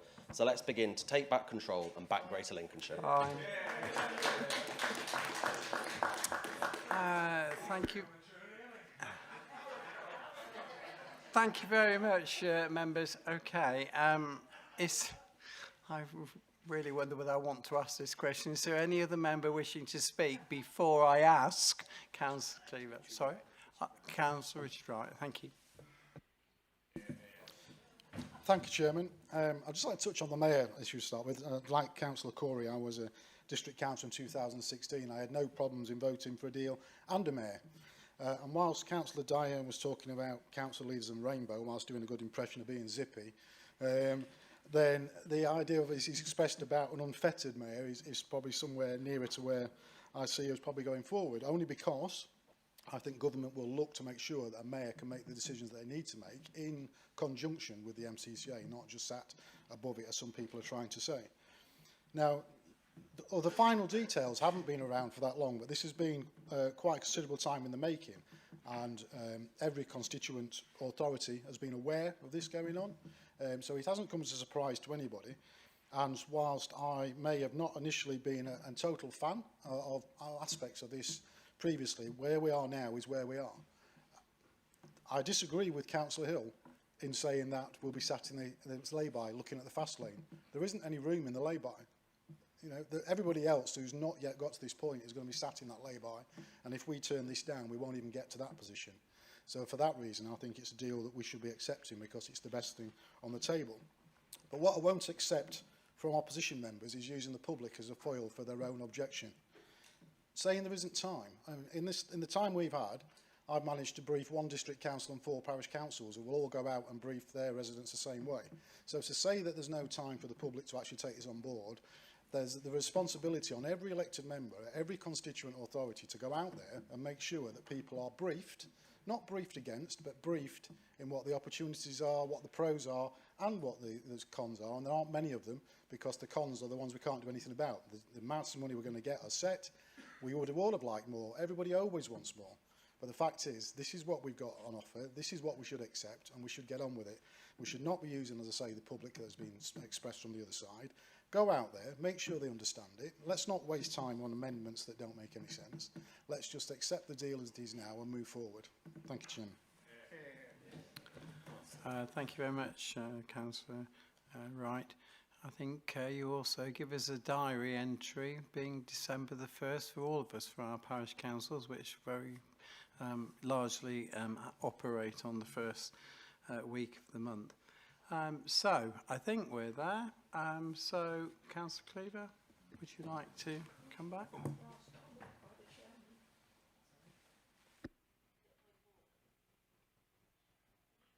I couldn't hear your last comment. You were sort of turning away from your microphone, Chairman, and I couldn't hear it. I apologise. So I was saying that it was a timely reminder, being the beginning of the month, for us all to inform our parish councils about the consultation for devolution. Thank you. Councillor Cleaver again. Thank you, Mr. Chairman. I think there's some commonality across the chamber that we all want to look forward to the future, and that we all want the best for Lincolnshire. I don't think there's any question about that. What I fear is on the 1st of December 2026, we might be sitting in this chamber and we'll be looking back on the first 18 months of a new mayor. And we'll be looking back on what they've been able to achieve with £24 million a year. And we'll be cross-referencing that with the very excellent, and I use my words fully and wholesomely, the excellent 10 themes in the proposal document. They're very well put together. They are the right themes for Lincolnshire. There's no question about that. And I'm very grateful to officers, which we all should be, and members who've put that document together. It really does encapsulate very much what this county needs. This county on its own, without even adding up to a Greater Lincolnshire, may I also add. And that's my concern. That's my concern. Whether we have an elected mayor or not, I'd prefer not to. Many people in this chamber previously have expressed a view they would rather not have one, but will accept it if that's the only thing on the table, as long as the money that comes with it and the powers are sufficient to do the job. Go through those 10 themes. See all the things it actually says. It says this mayor's going to do lots of talking. To Great British Railways, to the Environment Agency, to water, set up lots of new consultative bodies, talk to lots of people. Have they got enough money to actually oil the wheels of deals and get things moving? Look what it says about the A1. Look what it says about rail. Lots of aspirations, but the short-term objectives, faster rail services to Lincoln. Not more trains, just faster rail services. The same for Cleethorpes to Manchester. It says we want faster trains from Cleethorpes to Manchester, but we're not asking for any more trains, any more frequent trains. The A1, there's a wonderful description of how dangerous it is. It's lovely to see that actually admitted to in writing, but there's no commitment to spending any money on it. We need to be careful here. I repeat, I don't want to be here in 3 years' time and have those quoted back. Do we want to be quoted back to us and say, well, what's happened to you? You all voted for a mayor. What have they achieved in the 18 months since they've been elected? We need to think carefully. I genuinely wish, I know a lot of work's gone into this. I still maintain the position that I would accept a mayor through gritted teeth. That phrase has been used by other people in this chamber before, if the deal was right. And I'm sorry that we've not been able to go back to government and get a deal that's more than £24 million a year. I'm really, really concerned that that's going to come back and people are going to say, you made all these promises, you inferred all this was going to happen, you implied that the mayor was going to have some sort of magic wand to put us into the fast lane and do all these things, and we're actually going to let people down. And I don't want that to happen. I really don't want that to happen. I really wish we could go back to government and say, just give us the more money. We've got the powers, we've got the aspirations. Please just give us the more money. Thank you. Okay, thank you, Councillor Cleaver. So we'll now take a vote on... Sorry, I beg your pardon. Oh, I beg your pardon. Councillor Martin.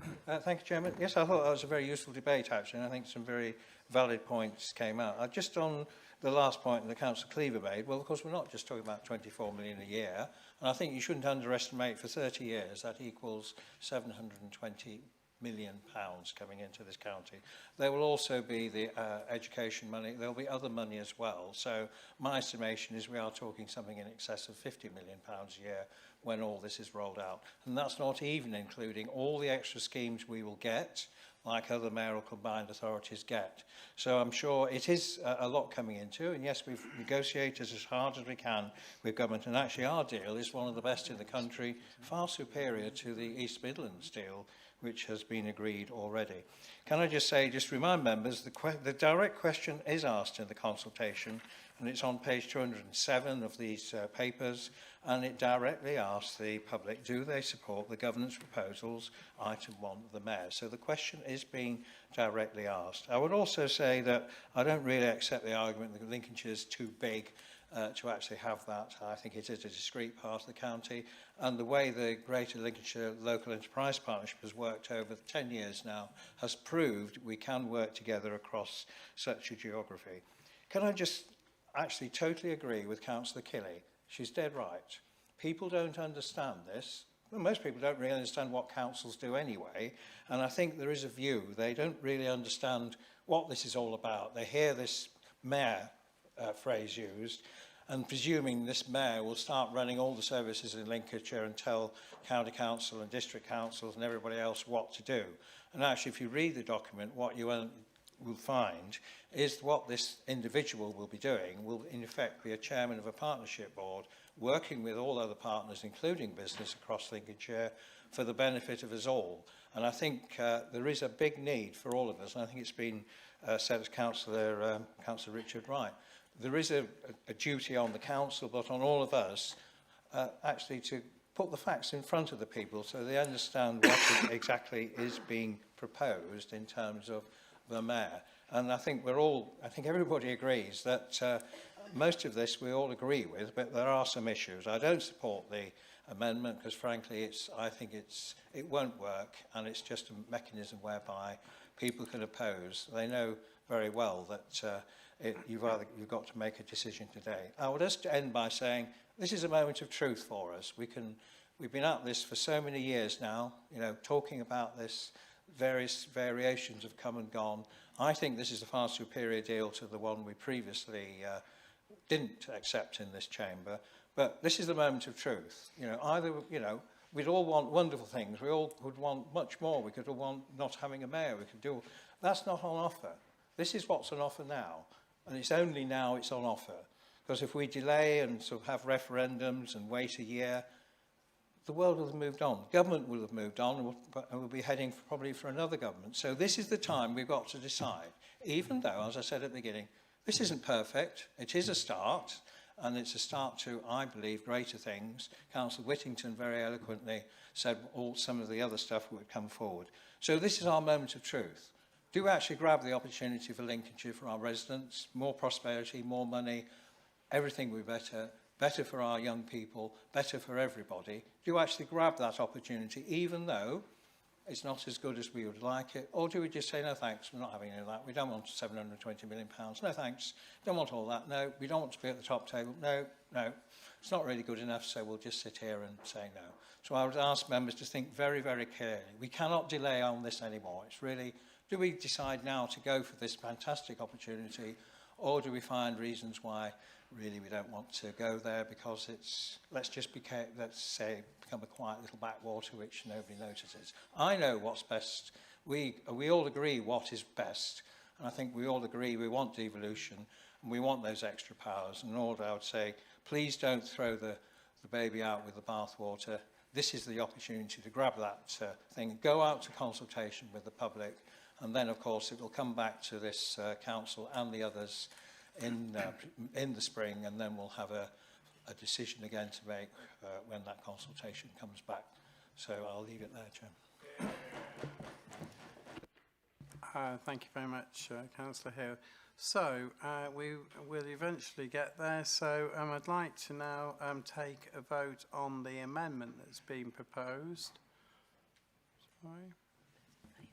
So yes, exactly. So can I have a indication of those in favour of the amendment? Please, sorry, Chairman, could I please request a recorded vote on both votes? Yes. Amendment and substantive. I was Thank going to actually conclude that it would be noted, so I'll, in reverse order. Thank you. So can I please go with those in favour, please, of the amendment?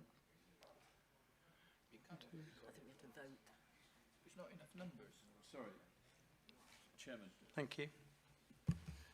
For a recorded vote, Chairman, if you want it, your names read out and vote, that requires 14 members to stand in the chamber.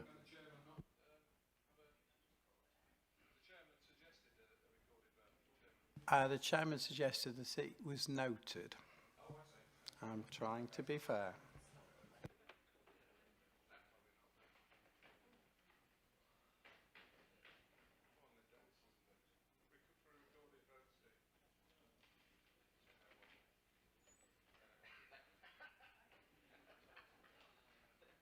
Thank you. So we've got Councillor Bunny, I can see, Councillor Young, Councillor Cleaver, Dill. No. Thank you very much. We have both your names and 9 recorded. Thank you very much indeed. Okay, and those against, please? No, we don't need to. No, that's very true. Thank you very much. So the amendment is lost, and so we now need to do a vote on the amendment. Okay, thank you.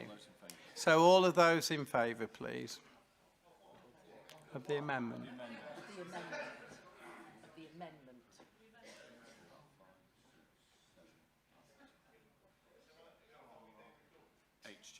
Eight. Okay. All of those against, please. More than 8. All right. Thank you. So do I need to go back to the original motion now then? Yeah, you do. Yeah. Right, hands down. And so, right, now we'll go back to... So I beg your pardon, Councillor Baxter? For clarity... I beg your pardon. I beg your pardon, Chair. For clarity, have the names of the people who asked for their vote to be recorded been recorded?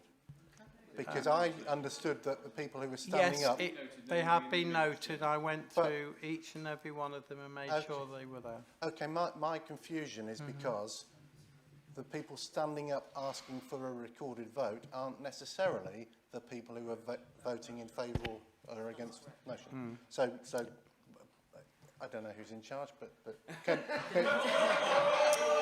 Thank you very much. I always appreciate your confidence in me. I personally saw who stood up, and I know their names. Thank you. If I could finish my sentence, please, Chairman. I'm not sure who's in charge of writing up the notes, but could I please be recorded? Well, I shan't be signing the minutes next time round unless they are there as they should be. Thank you very much. Okay, right. So now I'll go back to the original of the amendment.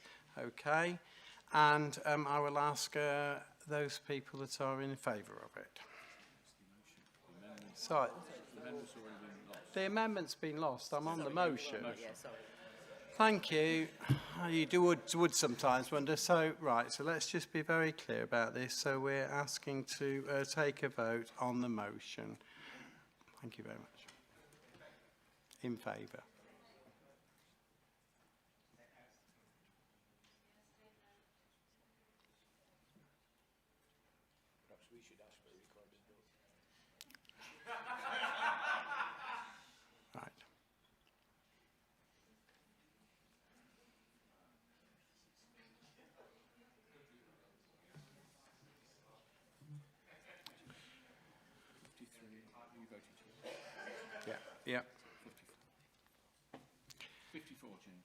Thank you very much indeed. And those against? So I've got Councillor Max. Chair, would you be kind enough to record my... I will, of course, yes. Yes, of course. And are there any abstentions? Yes, Councillor Cleaver, just one. Thank you very much. Okay, so the situation is that it's clearly carried that we shall now go out to consultation. Thank you very much. Moving on to question 8.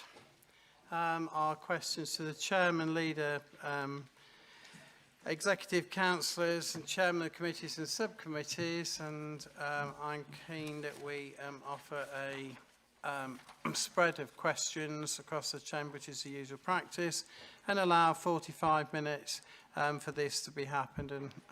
And after, owing to the lengthy debate we've already had, that we all try to keep to the 3 minutes.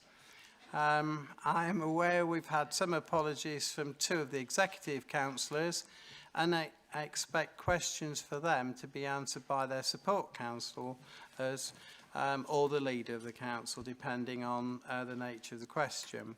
When invited to ask their question, councillors should press their button on their microphone to make sure it's live, and again when they have finished. So to no further ado, can I please ask Councillor Sue Rawlings, please, to address her question to Councillor Tom Dyer. Thank you very much. Mr. Chairman. Yes, in Councillor Davies' absence, I'll address my question to Councillor Dyer as instructed there. So further to the County Council's Flood Management Committee last week to review the effects of, well actually last week, to review the effects of storm Babette in communities and the processes to be followed by land drainage agencies and those working with the County Council. Could we give assurances to our communities that we will encourage the internal drainage boards and the Environment Agency to further coordinate their approaches to the whole drainage chain for water management? Thank you.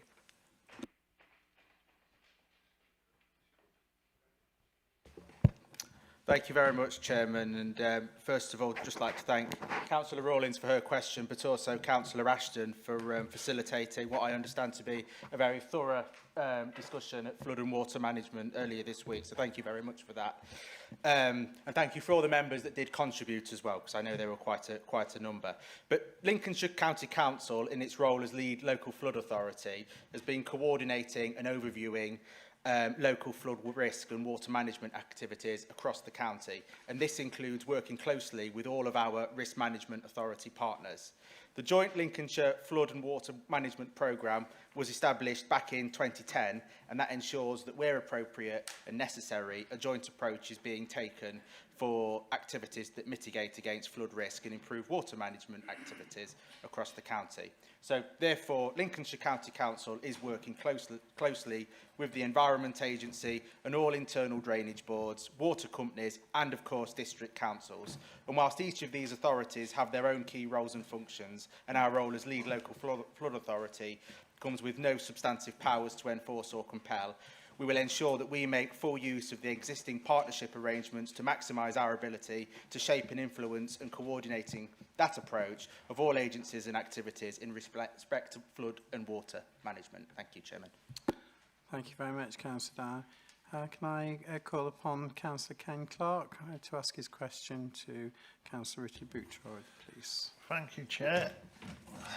Councillor, in today's paper under people's management, there's agency spend. Can you clarify how much that costs a year? How many people does it cover? And does the spend come from the department budget, or is there another pot? Thank you.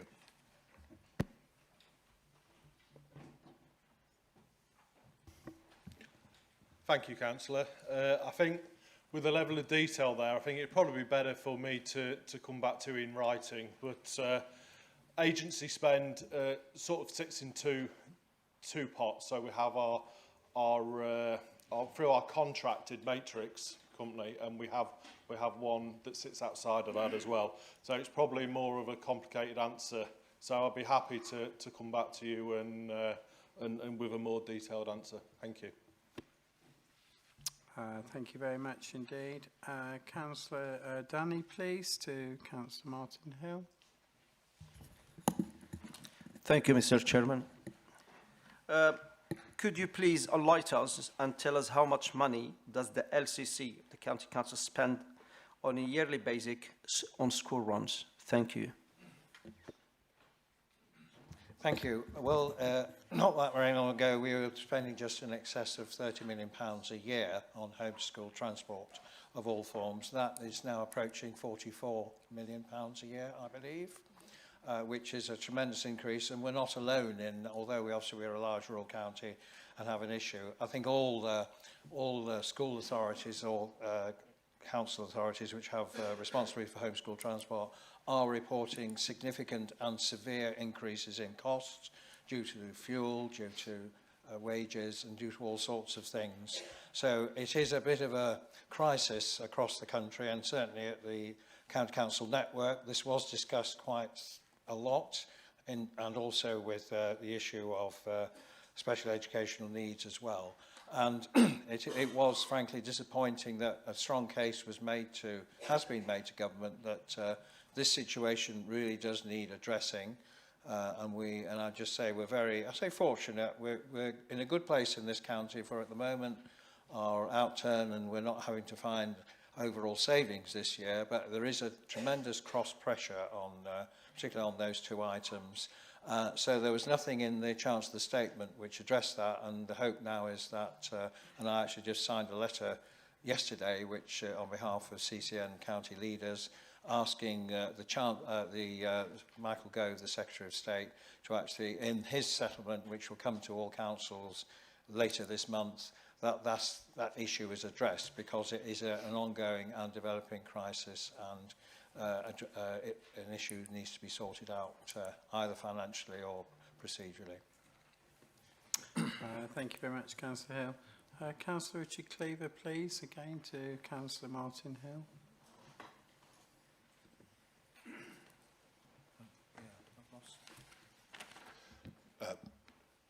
Thank you. Thank you, Councillor Hill, for the list of proposed schemes, which has been circulated earlier. That was going to be the main point of my question. You obviously guessed in advance. Please, could I ask how final this list actually is? What opportunity any members here or any district councils will have to put other schemes forward, please? Thank you. Thank you for that question. And obviously, as part of the list, there is the criteria which the DLAC, the Department of Levelling Up and, I can't remember what C stands for now, communities. All right, councils aren't allowed to be mentioned now these days. Yeah, I mean, I think, bearing in mind it is a negotiation with government, yes, there is, I mean, I think, looking at the Chief Executive, there is some, ability to look around within the criteria which has been set. So I think, but it will be, at this stage, I think, minor. So I think we will be able to have a discussion if any member wants to flex some of these items. That could be done. Thank you. Thank you. Councillor Stephen Bunny, please, to ask his question to Councillor Patricia Bradwell. Thank you. As members will be aware, in the last week or so, both Amanda Spielman, Chief Inspector from Ofsted, and Jeff Barton from the Association of School and College Leaders have been making comments about the deterioration of behaviour in schools. And on behalf of the schools in my division, and I believe in the county, others in the county, I would like to ask Councillor Bradwell this question. Primary and secondary schools in Lincolnshire are facing an urgent challenge to the quality of education in the county from the significant and chronic rise in disruptive behaviour by pupils. Schools are seeing daily the fracturing of the unwritten agreement with families noted by Ofsted's Chief Inspector Amanda Spielman. Yet schools are being told that there are no places in alternative provision for behaviour intervention for pupils in the county. It is quite possible that LCC could face both legal challenge and challenge from Ofsted on its lack of provision. So what financial and strategic steps are LCC taking to ensure that there is adequate provision of behaviour intervention places to aid schools with the challenges they now face? Thank you. Thank you for your question, and you are quite right.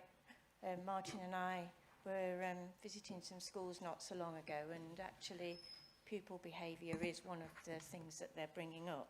But I have to say, post-pandemic, all areas, and it's not just Lincolnshire, it is across the country, are seeing an increase in suspensions and exclusions. And this is being recognised as a challenge in the education system. In Lincolnshire, we work strategically with all our schools and settings to support interventions to minimise behavioural impact. We've got the pupil reintegration team and our behaviour outreach support service, and they continue to roll out mental health and support teams initiatives across all schools as well. We are currently setting up the 8th network of health colleagues working in our schools to help, because we know sometimes it is mental health issues and that which are causing the behaviour. We're also replacing our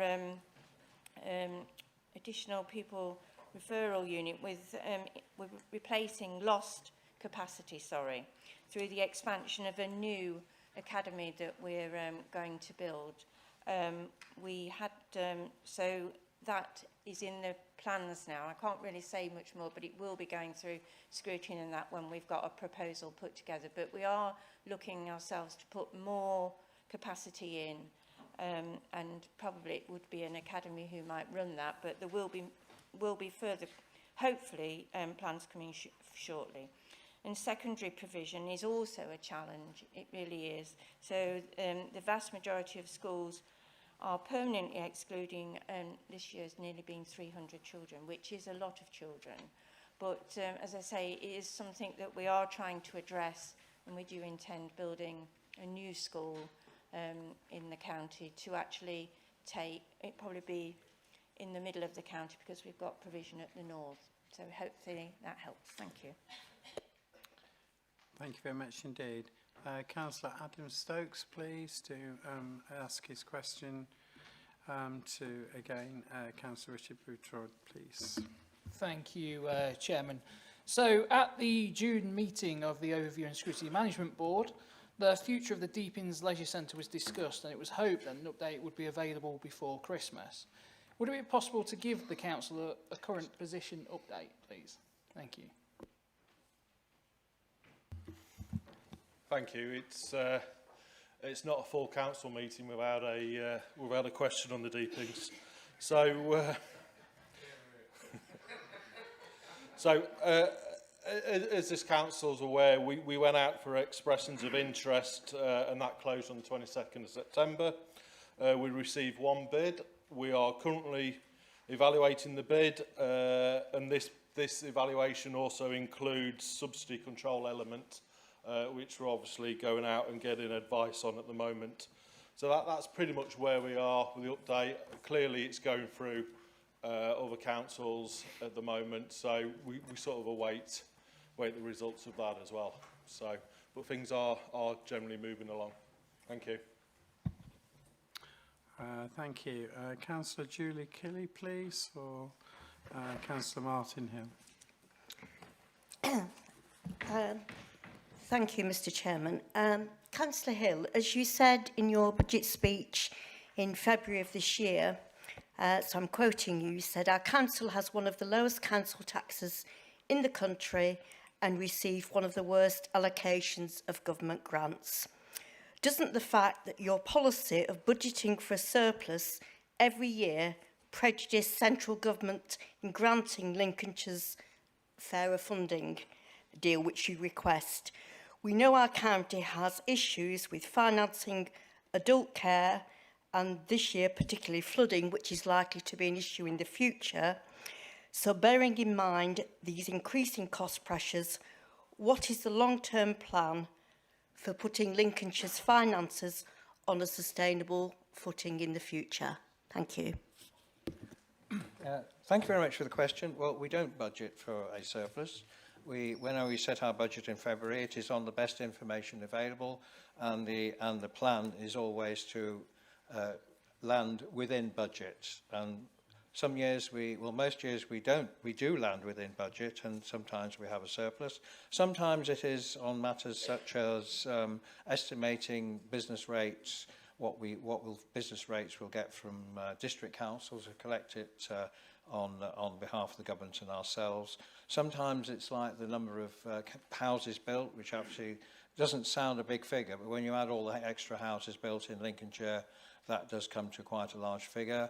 And these actually add up to millions of pounds. I mean, I would not criticise our council officers for being cautious in their estimation of what might happen in terms of setting budgets, and I'd rather they were cautious and prudent. And you're right, we are have one of the lowest council taxes in the country.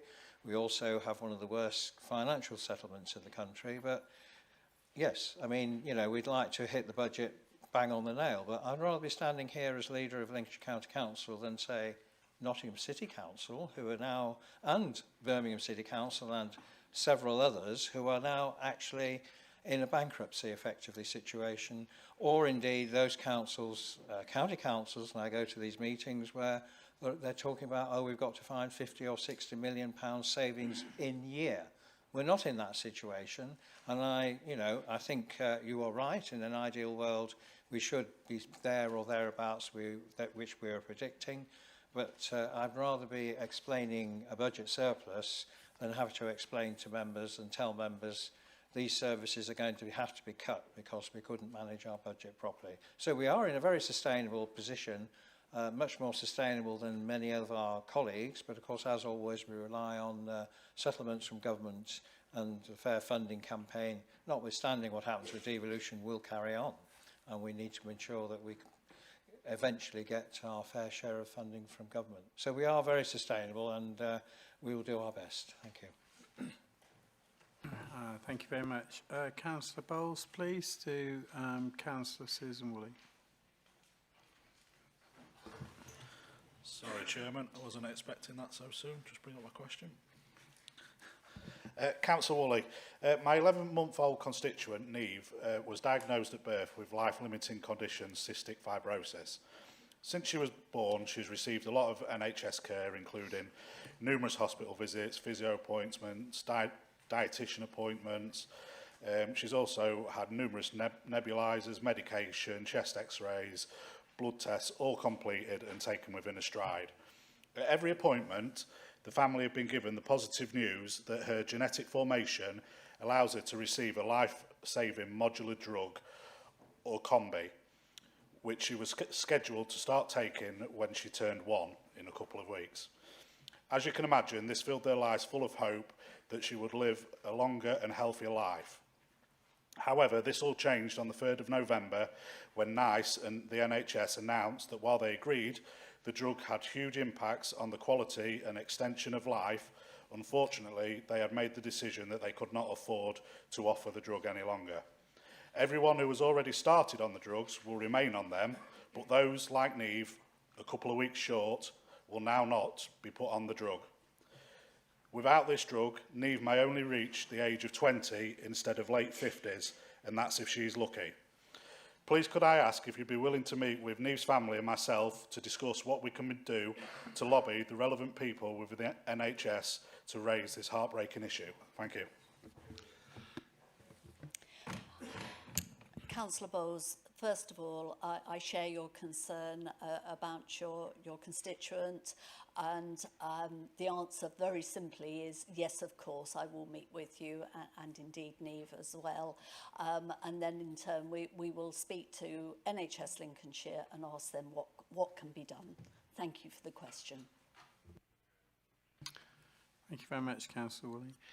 Councillor Gibson, please, to Councillor Martin Hill. Thank you. Thank you, Chairman. I'm not sure many questions matter after that tale. That's not very nice. If I could ask the leader, with the public consultation about to take place, I'll be keen to hear what the residents of South Holland have to say. Some have already expressed concerns that the money seems to gravitate towards Lincoln, like our currently unfinished Western Relief Road. I know life has no guarantees, but what assurances can the leader give that all areas of Lincolnshire, especially those of us further away, are not forgotten about if this devolution deal goes ahead? Yes, thank you for the question. Yeah, I think that is a common. Everybody thinks somebody else is going to get all the money. I think the answer is, well, in two parts really. The record of the Greater Lincolnshire Enterprise Partnership does prove that, although it represents a big area, it does, that has been very even-handed in terms of where the money has been allocated. Secondly, of course, and it's back to the trying to get people to understand this complicated system. It's not just one individual sat there all by themselves. This will be done in partnership with the Mayoral County Combined Authority, which not only will include representatives from the three upper tier councils, or the constituent councils as they're called, but also representatives from district councils, and also from business, and also from the Police and Crime Commissioner. Also, there will be boards underneath that which will actually go into the detail of how money will be allocated and what sort of requests will be made to government. So I'm very confident if this proposal does go through, that the whole of Lincolnshire will gain from this, and the whole of Lincolnshire will actually be far better off than if we don't go through it. Thank you very much indeed. Can I ask Councillor Jackie Brockway to put a question to Councillor Lindsay Corey, please? Thank you, Chairman. It was very pleasing to hear the report on the fire service this morning, and I sit on Public Protection and Communities, and as you know, we take a very keen interest in our fire service. There were a lot of very good things in that, but can I push you a bit further? Could you give us some idea of what happens next, please? Thank you, Chairman, and thank you, Councillor Brockway, for your question. And as the Chairman said earlier, I'm sure everyone in the Chamber would like to extend our thanks through the Chief Fire Officer to everyone who works at Lincolnshire Fire and Rescue for the effort they put into achieving that improvement in the report. But getting that report, it doesn't end there. So we'll take the recommendations from the report and embed them within our continuous improvement plans. We'll produce the action plan as requested by HMI to identify how Lincolnshire Fire and Rescue will address the outstanding 3 recommendations from the cause of concern in the 2021 report relating to values and culture. And we'll also provide updates for assurance and scrutiny through the Public Protection and Communities Scrutiny Committee. And it must be added that the HMI inspection took place around 7 months ago, and the improvements highlighted are already well underway, but I will be happy to provide further written details and assurance if necessary, Chairman. Thank you. Thank you very much. Councillor Karen Lee, please, to ask a question to Councillor Dan McNally, please. Thanks, Chair. My question is about the day-to-day operation of the Household Waste Recycling Centre at Great Northern Terrace in Lincoln. I've been contacted separately by several residents who complain about a couple of things. First of all, the opening hours are restricted to 8 AM until 4 PM from just Friday to Tuesday. And secondly, users of the centre also complain that traffic movement is chaotic. Previously, there was a member of staff, I'm told, who stopped cars at the top on the bend there, on the top section, and they used to direct them to a bay. I think they used to hold one back until there was actually a space to go to. And that method of traffic control ensured that drivers parked appropriately. That staff member hasn't been present for quite some time now, and it means that car parking is really haphazard. The cars really do park all over the place, and it makes the facility very difficult, both for people who are trying to drive and people who are on foot trying to get to the places to take their recycling or whatever. I understand that it's customary for the operators of facilities like Great Northern Terrace to undertake customer feedback surveys to establish if users are happy with the service, because we hear that everyone's happy, but I've been told by those who want to give LCC some feedback about the centre that LCC haven't done a survey like that since 2019. That's what I'm told. So my question is, clearly people aren't happy. So can the portfolio holder advise me if there are any plans to seek customer feedback so that residents are given the opportunity to pass on their views and voice their concerns? And if it's going to happen, when's it going to happen? Thank you. Yeah, thank you for the question. As far as I'm aware, we haven't got one scheduled.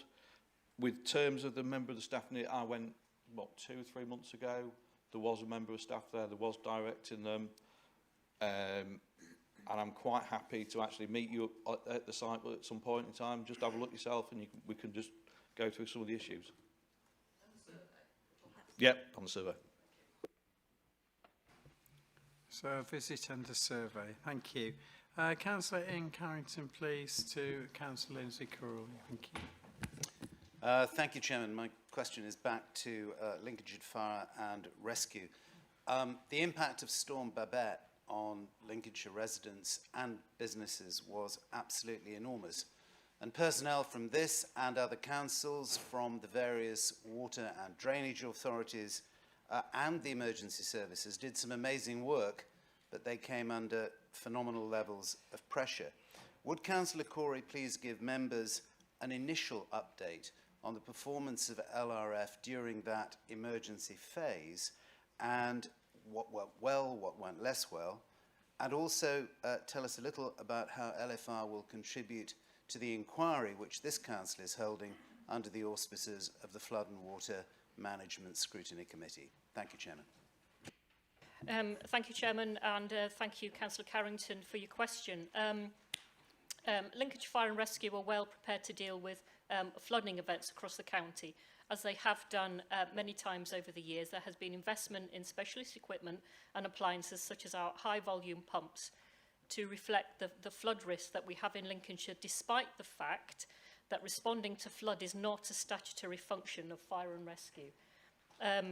When there are significant wide-scale flooding events such as Storm Babette, fire and rescue receive significantly higher number of calls into the control room requesting assistance covering a range of issues relating to flooding. During these conditions, fire and rescue operate under what is known as spate conditions, which means that they have to triage each call to ensure that the resources available are deployed to those most in need and to incidents which will have the most positive impact for the county. So we prioritise calls to where there is an identified risk to life or to critical infrastructure, so that essential services can be maintained. Unfortunately, this does mean that crews are not able to attend every property that is either flooded or is at risk of flooding. And I'm sure you'll understand that this is to ensure that fire appliances and other resources are still available to respond to fires and road traffic incidents and other emergencies, which are the statutory duties of fire and rescue. Storm Babette, during Storm Babette, fire and rescue received over 600 calls during a 48-hour period relating to flooding, and we sent resources to 175 incidents that had a risk to life or a potential risk, and supported local infrastructure, which resulted in over 50 properties requiring water being pumped out. And our crews rescued 34 people out of flooded situations, whether that was within houses, businesses or vehicles. Fire and rescue personnel were in attendance at many locations and were linked in with local communities to support and coordinate welfare activities at information centres across the county. And we also called upon specialist high-volume pumps from other areas in the country to be on standby to support the protection of infrastructure in case there was further flooding due to potential breaches in areas such as Wainfleet or Fiskerton. And as part of the multi-agency response, fire and rescue played a significant part in the Lincolnshire Resilience Forum's coordination throughout.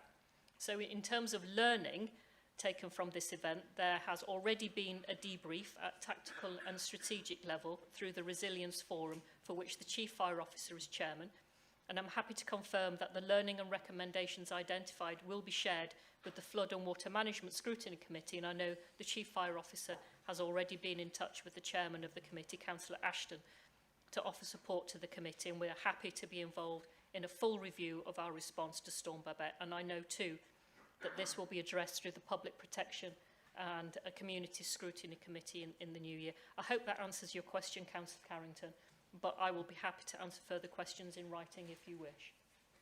Thank you, Chairman. Thank you, Councillor Cloran.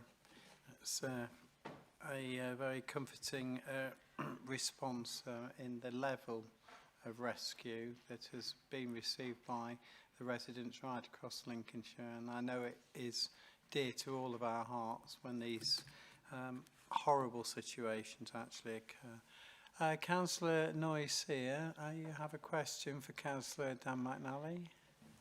Thank you, Chair. Councillor McNally, were you, let me see, you have to read me online then. Were you restated the Saturday waste collection service in Mablethorpe did have been a value service to the resident in the past, whatever, when you were full operators. And I will really appreciate it if you can reconsider it, bring it back. That'd be good. Keep my life easier. Thank you. Councillor Dan McNally. Thank you for the question, Councillor Sear. I know both yourself and Councillor Cook have emailed me regularly about the Mablethorpe and the Stamford service as well. And also Councillor Sear also bites me ear off at coffee mornings and stuff like that. The supplementary Saturday service at Mablethorpe and Stamford was discontinued, not only due to the cost, but it was the ability to increase the recycling rate of the stuff that was sent there. The recycling centres are able to accept most materials, and although most are not located within their town, they do have access to them. You may have to drive to some or something like that, but it is there.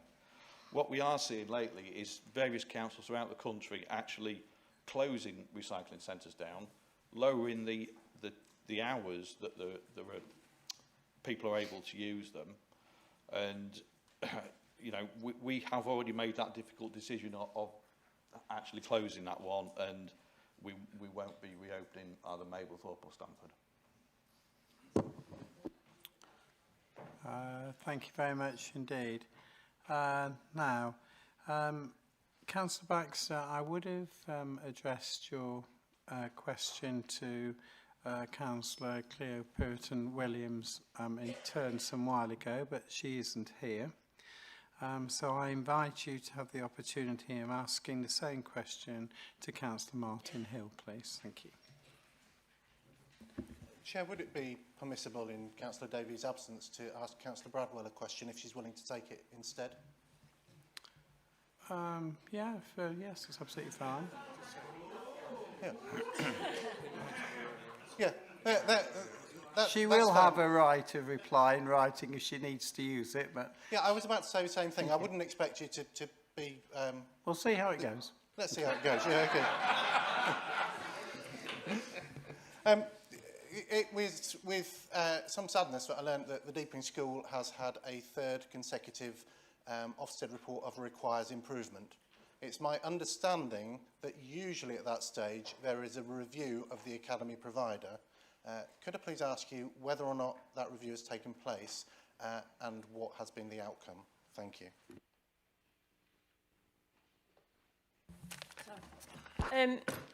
I'll be honest, I don't know whether a review is taking place, because actually I think that would be with the Regional Schools Commissioner.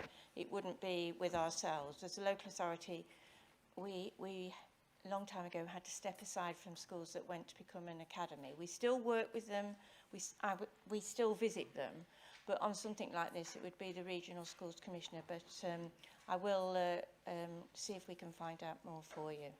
Okay. Thank you very much indeed for that. So, well done. We are through questions. Thank you very much indeed, members, and indeed those that have answered it. Moving on then to item 9, the political proportionality and allocation of seats to committees and subcommittees. There is a report that's been circulated as I understand. So do I have a proposal for this? Yeah, proposing it, Chairman. Thank This you, is just the Councillor usual Buckland. housekeeping which happens when a new member comes in. Could I just recommend that you do look at that? We've been given this time. This is a very useful little document. It's worth keeping, actually, just for interest. So I move it, Chairman. Thank you. Thank you very much indeed. Councillor I second, Chair. Thank you very much indeed. Are there any speakers?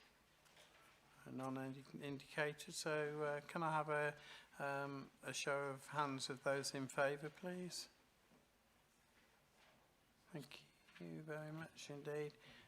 Any against? No. And any abstentions? So we can see that it's carried. Thank you very much indeed. Okay, so moving forward, the appointment to outside bodies, it's come to light that since publication of the paperwork that the change proposal within the documents is no longer required, and therefore with your permission I intend to withdraw this item for consideration and move on to item 11, which is the designation of the monitoring officer. Again, there is a report that's been circulated. Do I have a proposer, please? Yes, thank you, Chairman. I'd like to propose that Will Bell will become from today the Council's monitoring officer. Could I welcome Will to our Council? He's no stranger to Lincolnshire or Greater Lincolnshire, and actually, although was working in North Lincolnshire, knows a lot about Lincolnshire. I'm sure he'll be very successful. So welcome him to the Council. Also thank David Coleman for many, many, many years of service as monitoring officer and chief legal officer. And I've personally found you a very valuable, sensible and calm valued support and legal advice, which of course we all need. David is he's not escaping just yet, but he will be with us till the spring, but I'm sure there's devolution stuff which I'm sure he will be putting his legal eyes on. So I would then propose Will Bell as our new monitoring officer. Thank you very much for that. And a seconder, please. Yes, Mr. Chairman, it gives me great pleasure to second you as joining us in at Lincolnshire County Council, and again just to pass on, well, I've worked with David quite a long time, and so yes, you'll be sorely missed, but I'm hopeful that we'll be able to take your place. Thank you. Thank you very much. Are there any, I invite any speakers, are there any? Yes, Councillor Richard Bootrolly. It would be remiss of me, as the portfolio holder, not to welcome Will, and obviously just say how grateful we are, and look forward to working with him over the next few years. And the big boots to fill from David's, but I'm sure he'll be able to match that and push forward in the legal team. Just say I thank David personally, and I'll put on record today, thank him again for all his commitment to this council and to Lincolnshire over the years. But obviously he's going to be here for a few more months yet, so there's plenty of time to wish him farewell. Thank you. Thank you very much indeed. Anybody else? Okay, fine. So can we go to the vote on that? Those of you that are in favour, our new monitoring officer. Thank you. Is there anybody against? No, and any abstentions? Okay, fine. So that's clearly carried. Thank you very much indeed.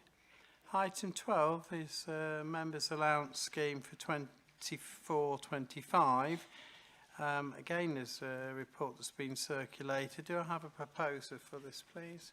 Yes, thank you, Chairman. So, as always, we have the annual report to the Council about our proposed Members' Allowance Scheme. And just to remind members, there is an independent remuneration panel which meets. It has met recently, and the recommendation is that, as in the papers, that I think it's 3.8% increase, and also to remind members that that is based, our allowances are based on the average of what our staff get. So that is the proposal, Chairman. Thank you very much indeed. So, a seconder, please. Thank you. Councillor Dilks. Thank you, Mr. Chairman. May I formally second Councillor Hill's motion, and just to add that I understand that it is in line with the national recommendation of the Local Government Association. Thank you, Mr. Chairman.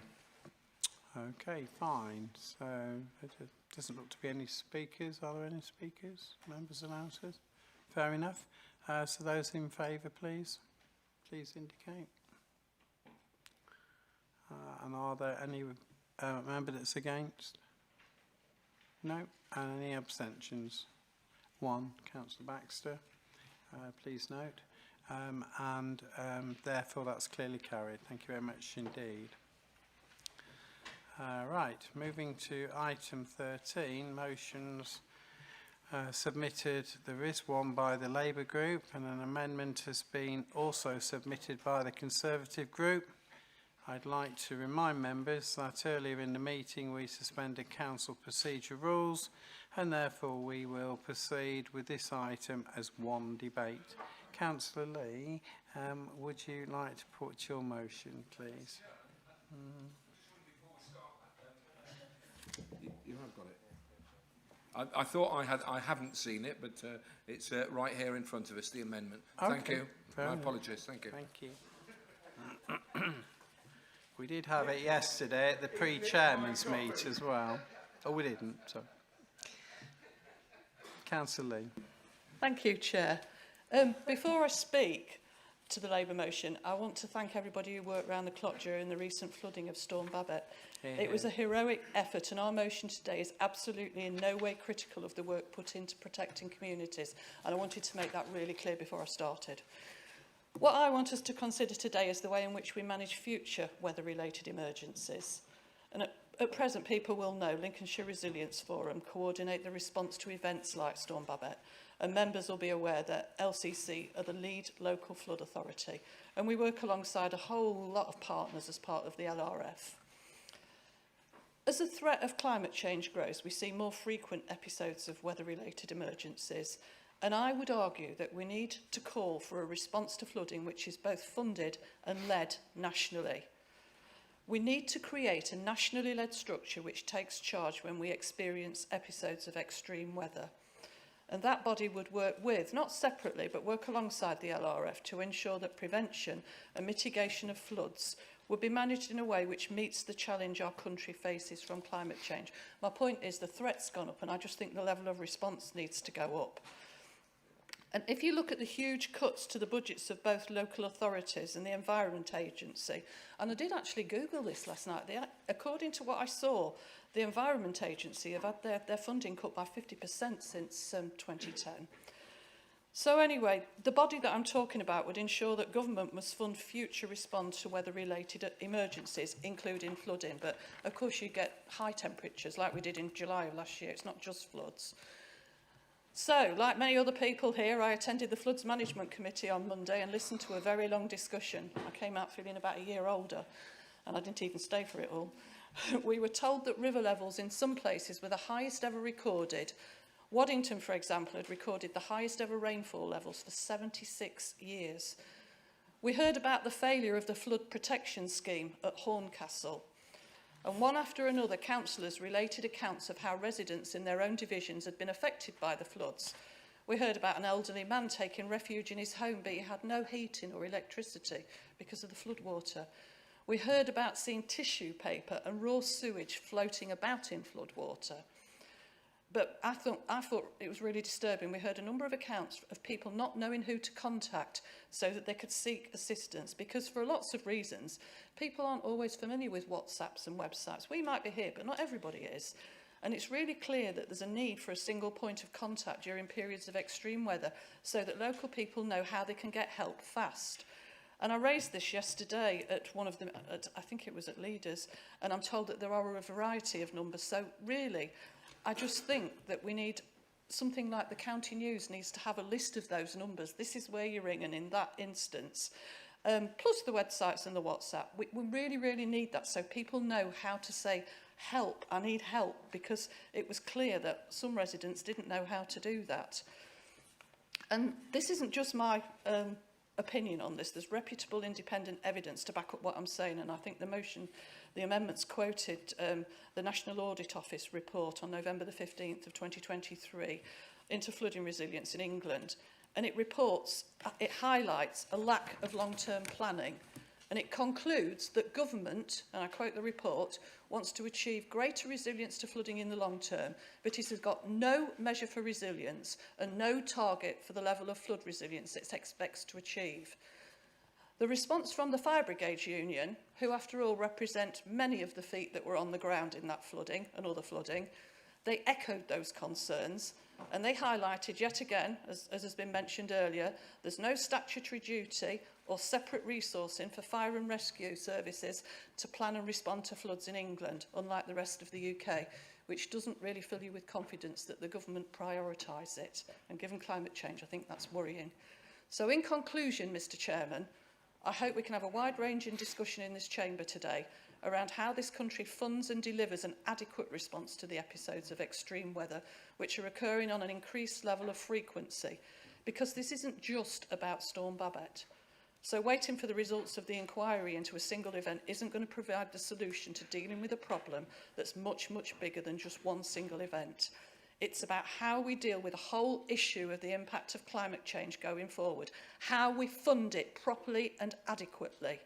And I hope that across the council chamber, members will support the motion. Thank you. Thank you very much, Councillor Lee. And do you have a second? I'm sure you do for this. Councillor Ken Clark, thank you.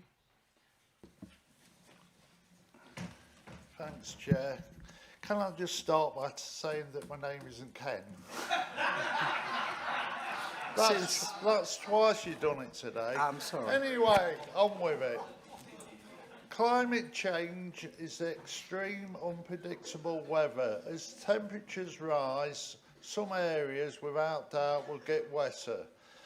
How often have you heard, over and over again, a flood is only 1 in 100 years, only for the same location to be heavily flooded only a few years later? Apparently, according to the Anglo Water, Lincolnshire is 4 more times more likely to flood than other parts of the country. And that's not in the future, that's now. Hence the proposal, £80 increase on each household bill. Good news for the shareholders. The motion in some ways is in response to recent events of flooding across the county. Staff did their role, however, the simple fact they can't be everywhere at the same time. This is the feedback from residents who was left without any assistance for hours and hours, and have emails from residents and not only state they were on their own, but also they felt no one was interested in their fate. On Monday at the Floods Committee meeting, read emails from residents who in a nutshell had to carry out a do-it-yourself response to the floods. Because of failing of the agencies to turn up. In fact, one resident got through and was told, nothing to do with us if you're flooded, contact the Lincolnshire County Council, and that was from the Anglo Water Board. Residents need to know who to inform, who they have to contact. They're unsure whether it's the City Council, County Council, Environment Agency or Anglo Water Board, and also unsure in what aid they can expect.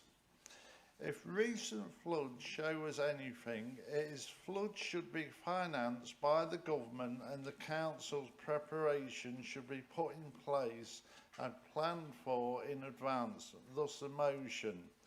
Yes, the issue of floods is in the devolution paper. However, it doesn't deal with the process of actually preparing for the floods, and I doubt very much if 23 million will cover the flood prevention. The current approach always seems to be, when it occurs, we'll act on it. But this serves some and leaves others out of it. If Lincolnshire County Council won't push to the forefront the interests of the residents, no one else will. Let's give the people of Lincolnshire some confidence. Thank you. Thank you very much for that. I understand, Councillor Hill, that there is an amendment that you would like.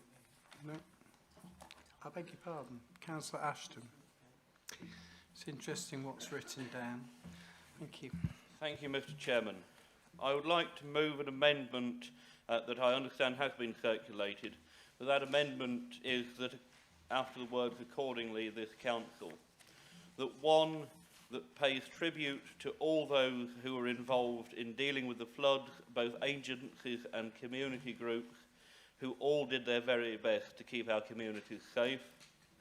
2, welcomes the proposals in the Greater Lincolnshire Devolution Deal to strengthen local arrangement through a new enhanced water partnership for flood resilience, adaptation and management of the water system.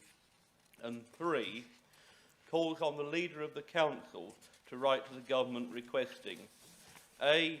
Further funding to local agencies to ensure an effective, properly coordinated and accountable response to weather-related emergencies.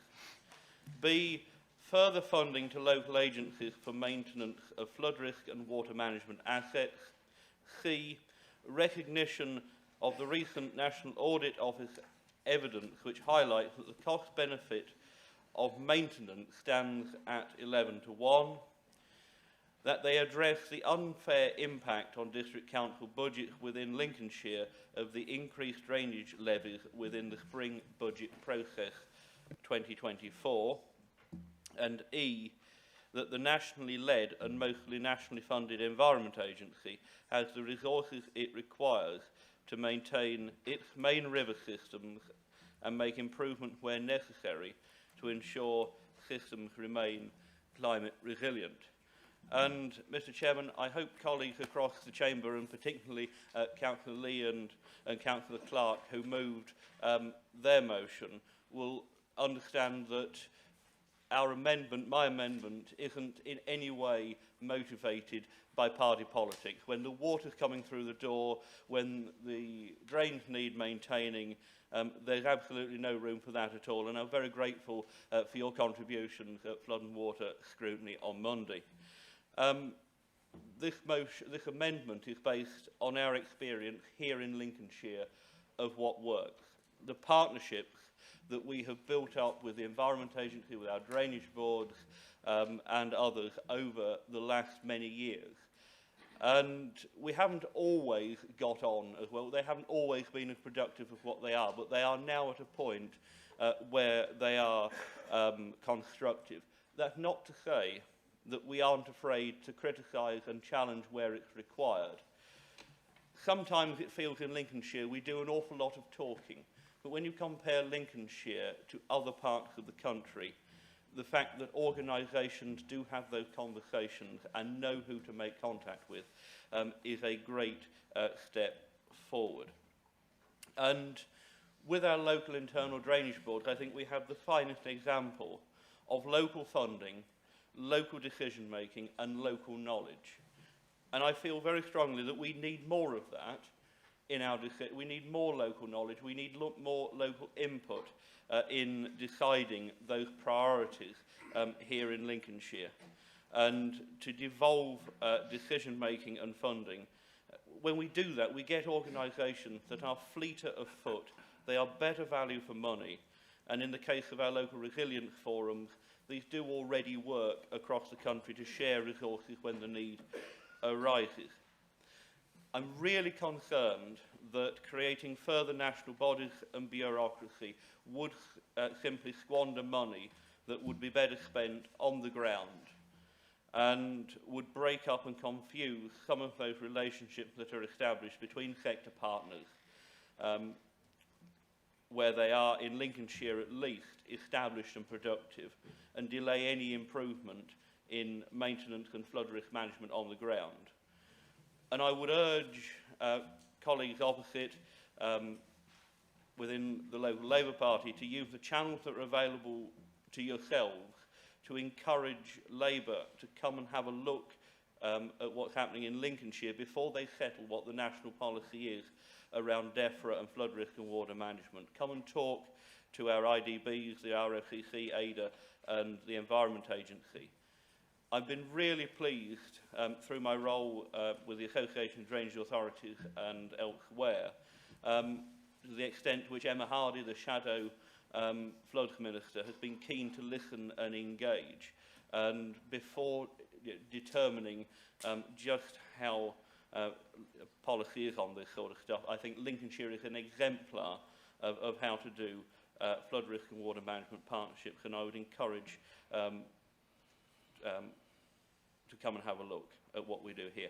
In the meantime, our ask to government must be to provide the funding and empower the existing bodies to keep the people of Lincolnshire safe, to do the maintenance that we all know is needed, and to fix IDB levies before they cripple our district colleagues, and reduce bureaucracy wherever it gets in the way of risk management authorities doing what they need to do to keep homes and businesses and people safe. Thank you very much, Mr. Chairman. Thank you very much. We have a seconder for this. I second, Chairman, and reserve my right to speak. Thank you very much indeed. Okay, so we'll now move into debate, and first indication to speak is Councillor Dilks, please. Thank you. Thank you very much, Mr. Chairman. Can I thank Councillor Karen Lee and the Labour Group for bringing this motion to full council. And I also welcome the recognition of the problem in the spirit of the Conservative amendment that Councillor Ashton has so eloquently just put. So I actually trust that this council can speak to government with one voice on this serious issue, and dare I add, without the need for a directly elected mayor. As colleagues, I move on. As colleagues have mentioned in members' questions and in this motion, Storm Babette fired both barrels at Lincolnshire, flooding more than 600 homes, as I understand it, when between a month and 2 months of rain fell in 24 hours. I know each individual flooding report in the county is under investigation, but Storm Babette was clearly a real drain, no pun intended, on our resources, not just of this county, but of our district councils as well, across the county. And I appreciate that the Flooding Committee had a constructive post-mortem earlier this week. I wasn't there. I was in Horncastle, though, yesterday for a meeting of the Police and Crime Panel, and during my visit to the town, spoke to someone who knows about these things, who's close to the flooding situation. And I was told one of the causes of the problem in Horncastle was a sluice gate that didn't work as it should do, and that the key to it was kept in Lincoln, and somebody had to collect the key and deliver it to Horncastle, which caused serious delays and further damage and flooding. And now, if true, I wasn't there, I wasn't involved, and given the climate change that we've mentioned and the expectation that we can expect further extreme weather incidents in Lincolnshire, this does show the real need for serious improvements to the way we tackle these issues. And I hope, I'm not sure whether I'm going to vote for the amendment or the motion, but I hope that the two can actually come together. Thank you. Thank you very much, Councillor Dilks. Councillor Jackie Brockway. Thank you, Chairman. I think Councillor Lee's hit the nail on the head here. It really is about coordination and funding, isn't it? And all we're looking at is the method of achieving that. I think I would be very keen to bring things more local, because during the recent flooding, pretty much all of us probably, I found myself on the ground in several situations, including wading through, 12 inches of sewage water and finding it very difficult to get anybody else in. There were one or two occasions where, involving very vulnerable residents, where I was the only one on the ground with the neighbours, who, thank goodness they were there, but it was very difficult to get people in. I had all the right numbers on my phone, but everybody was swamped. At one point, my calls were rerouted to Northern Ireland and to Herefordshire. And, okay, they did their best. At one point, I asked for the fire and rescue service, and the operator actually said to me, once I'd described what was happening, "What exactly do you think the fire service can do?" And do you know what? She was right. That was not the group of people I should have been calling on that occasion, but it was the obvious one, as so it appeared in the situation. So these events now, they're not just happening every 100 years, they're happening on a very regular basis. And it's horrendous, when we had water piling up through roads, burst roads, roads dropping, all sorts of dramatic things, but the dramatic things were frightening. People were at risk. And the big problem was coordination. Once we got a hold of the relevant bodies, they came out and, you know, they were fantastic. They then coordinated with each other, but we needed that step in between where the coordination was earlier. We can only do that if they've got enough money to come out. We had sandbags from the Environment Agency at one point, and there were 3 of them, and they said, you've actually got a third of the team here. And we thanked them very much, and we kept the sandbags. But, I mean, does that mean a third for West Lindsey or a third for the county? Either way, it wasn't enough. So I'm going to support the motion, but I'm going to support the amendment. But in doing so, Councillor Lee, I do feel that I'm supporting your motion as well. Thank you. Thank you very much. Councillor Hugo Marfleet, please.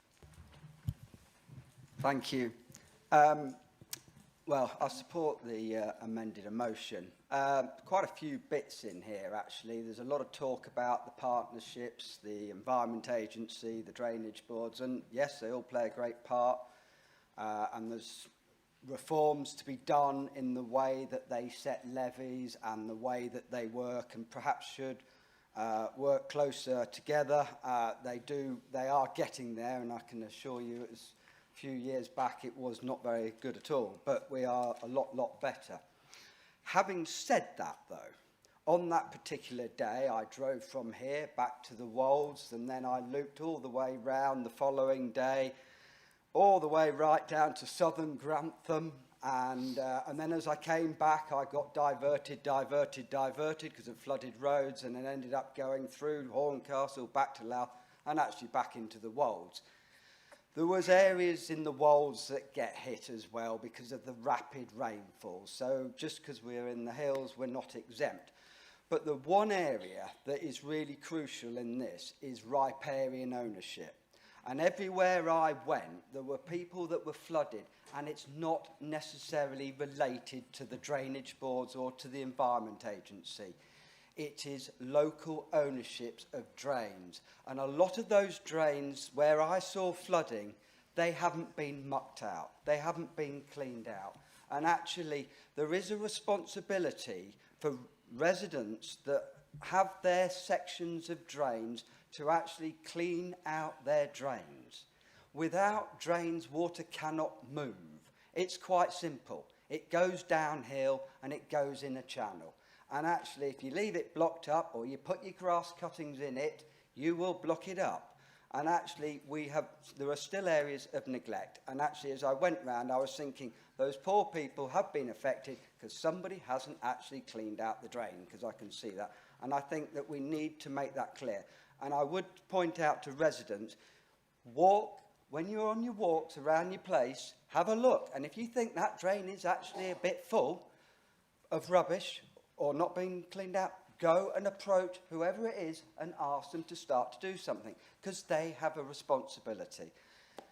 Moving forward, well, the Mayor has that sense of control.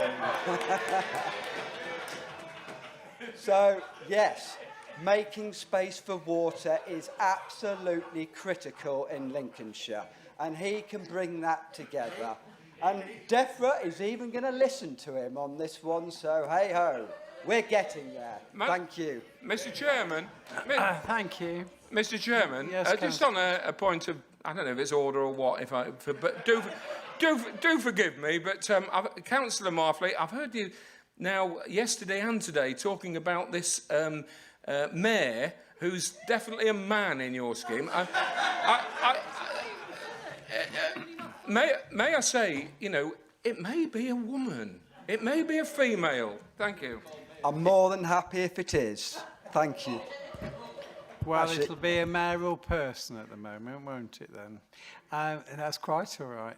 Councillor Stephen Bunny? Thank you, Chair. I think most of what I would say has already been said, but I do think it's important that we are looking for more national money to come and help us with this particular problem. And as we've heard, it is on the increase. And whilst market raising probably didn't get as much during Storm Babette, we've certainly got issues from other storms, and the residents were actually panicking on that day in October because they thought they could have it all over again, and I think that's the case for many places. The other thing I would argue and support is the fact that local support is what's required, local knowledge, and we need to enhance as much as we can on that to make sure that the locals are aware and which agencies to get in together and how to make those agencies work together. So I believe that I will be supporting the amendment, but with the full fact that it actually is supporting the main motion as well. Thank you very much. Councillor Lindsay Corey. Thank you, Chairman. Really interesting debate so far, and a couple of people have mentioned the Lincolnshire Resilience Forum. So can I take this opportunity to remind members that our colleagues in the County Emergency Centre holds annual member development sessions so that you can understand for yourselves the support that's available during emergencies. I think we've had 2 of those now. Only a handful of members went. The second time we held it, it was the same handful of members. So can I remind members that we do have a county emergency centre, that we do have a resilience forum, and it's incumbent on every member of this authority to acquaint themselves of the work of the Lincolnshire Resilience Forum and get that information out. Lincolnshire Resilience Forum is that single point of contact, and they can signpost people to the support that's available and the other agencies. It's also worth noting that last year our team at the County Emergency Centre led on the FloodX exercise. This was under the auspices of DLUC, it was a national event, but it was coordinated each county that had a coast. And this was to stress test our resources and responses to a major flooding incident. And it's worth noting that our results were assessed by DLUC to be the best in the country. So Storm Babette was a particularly strong storm. Again, it did test our responses, but I will take exception to something that was said by a member opposite. And I would await the outcome of the inquiry by the Flood and Water Management Scrutiny Committee before we judge who or what failed. And please, members, go back to your parishes, go back to your towns. And I know Lincoln is not parished, but please encourage all parish and town councils to have a look at their emergency plans. If they haven't got one, get one. And if they've got one, make sure it's up to date. Thank you. Thank you very much, Councillor Crawley. It's nearly a mirror image of what I said at scrutiny for flood and water only on Monday, and it was on the tip of my tongue to mention about making yourself familiar with the LRF earlier, so I'm really pleased that you brought it up again now. Councillor Ian Carrington. Thank you very much, Chairman.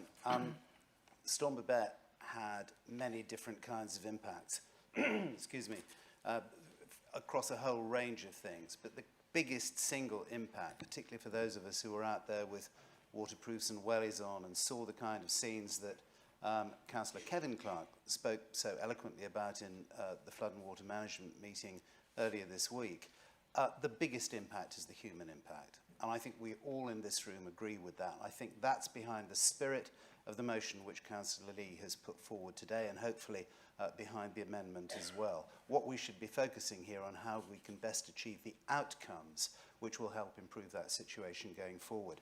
I do think that the inquiry is worth waiting for. Not that we shouldn't send a letter to the Prime Minister as we're talking about, but it is immensely important that we actually do that deep dive that Councillor Ashton has talked about, both on the technical side with the Section 19 investigations and on the broader organisational front, which will include, of course, the issue of funding.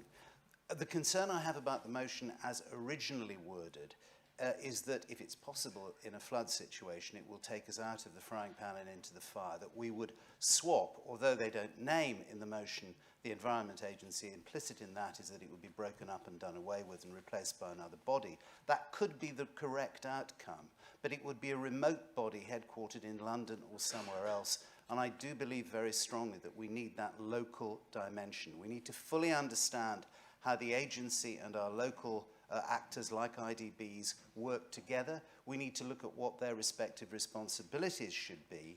And we have to ensure, I believe, that local input and local knowledge is built in to the core of our response. I agree completely with the point about a single point of access. Let's see how that emerges in the inquiry. But I don't want that single point of access to be somewhere remote. I want that single point of access to be based here in Lincolnshire, with people who understand Lincolnshire and its geography and the way things work. That is essential if we're going to serve our residents best. So I hope we'd all agree with the spirit of the motion as originally proposed, and I hope that everyone would agree that the amendment, which I do support, seeks to capture the spirit of the original, but perhaps finesse it in ways that will help us achieve consensually around this chamber the best outcomes that we can for our residents, because that is what we should be focusing on. Thank you, Chairman. Thank you very much, Councillor Carrington. I think what goes hand in hand with that is the magnitude of what Storm Babette actually brought along too, which has put extra pressures on the budgets besides. Can I ask Councillor Baxter, please? Thank you, Chairman. I think we all seem to be on the same page here. I haven't heard anybody speak against Councillor Lee's motion, and we all seem to agree that the amendment enhances the motion. I think we may not all be on the same page, but most of us are on the same page regarding the impending catastrophe of climate change. I don't know if Storm Babette can be directly led, but I would say that probably it's a harbinger or a clarion saying climate change is coming and it's not going to get better. At the Flood Committee on Monday that I also attended, we spent, I think, more than 2 hours talking about the impacts, and never has the Flood and Environment Committee in my time been as popular as it was on Monday, because there was so much to talk about and so many stories from around the place saying we need to do more. And I'm thankful to the author of this motion, of this amendment, for putting in some of the detail. Earlier on, Councillor Dyer used his traditional trademark party political dig that we enjoy so much at these meetings to talk about the collaboration and cross-party working that's going on at other authorities.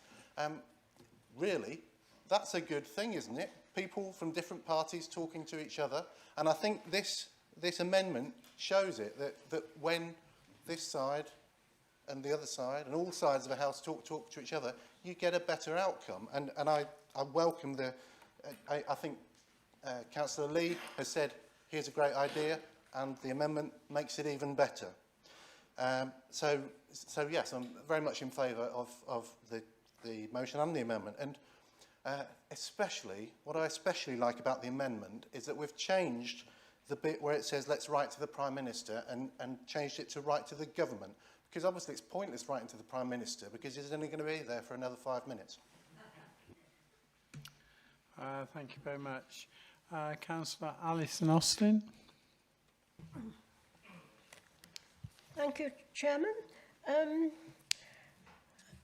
If you would all like to have your pens ready, I can give you a useful phone number. Anglian Water, because, you know, if you ring Anglian Water, they say, look at your latest bill. However, I struck lucky one day after the event. I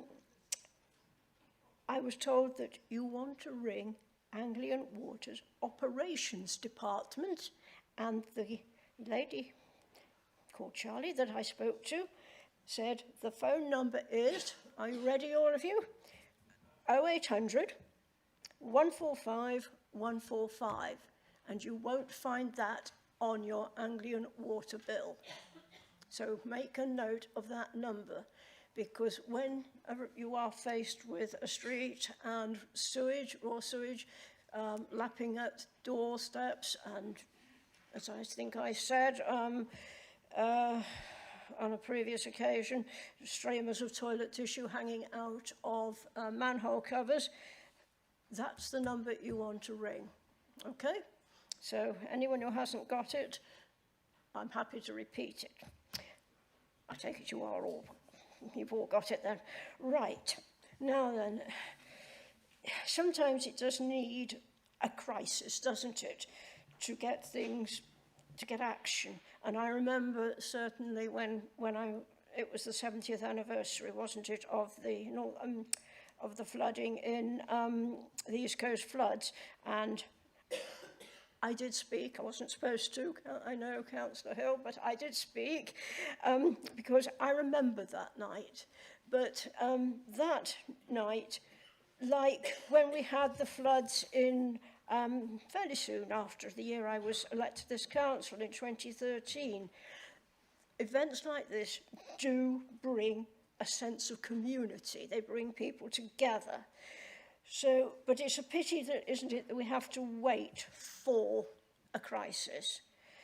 Now, out of the 2013 floods, which was, in my case, a tidal surge, right, we got the barrier in Boston, the tidal barrier.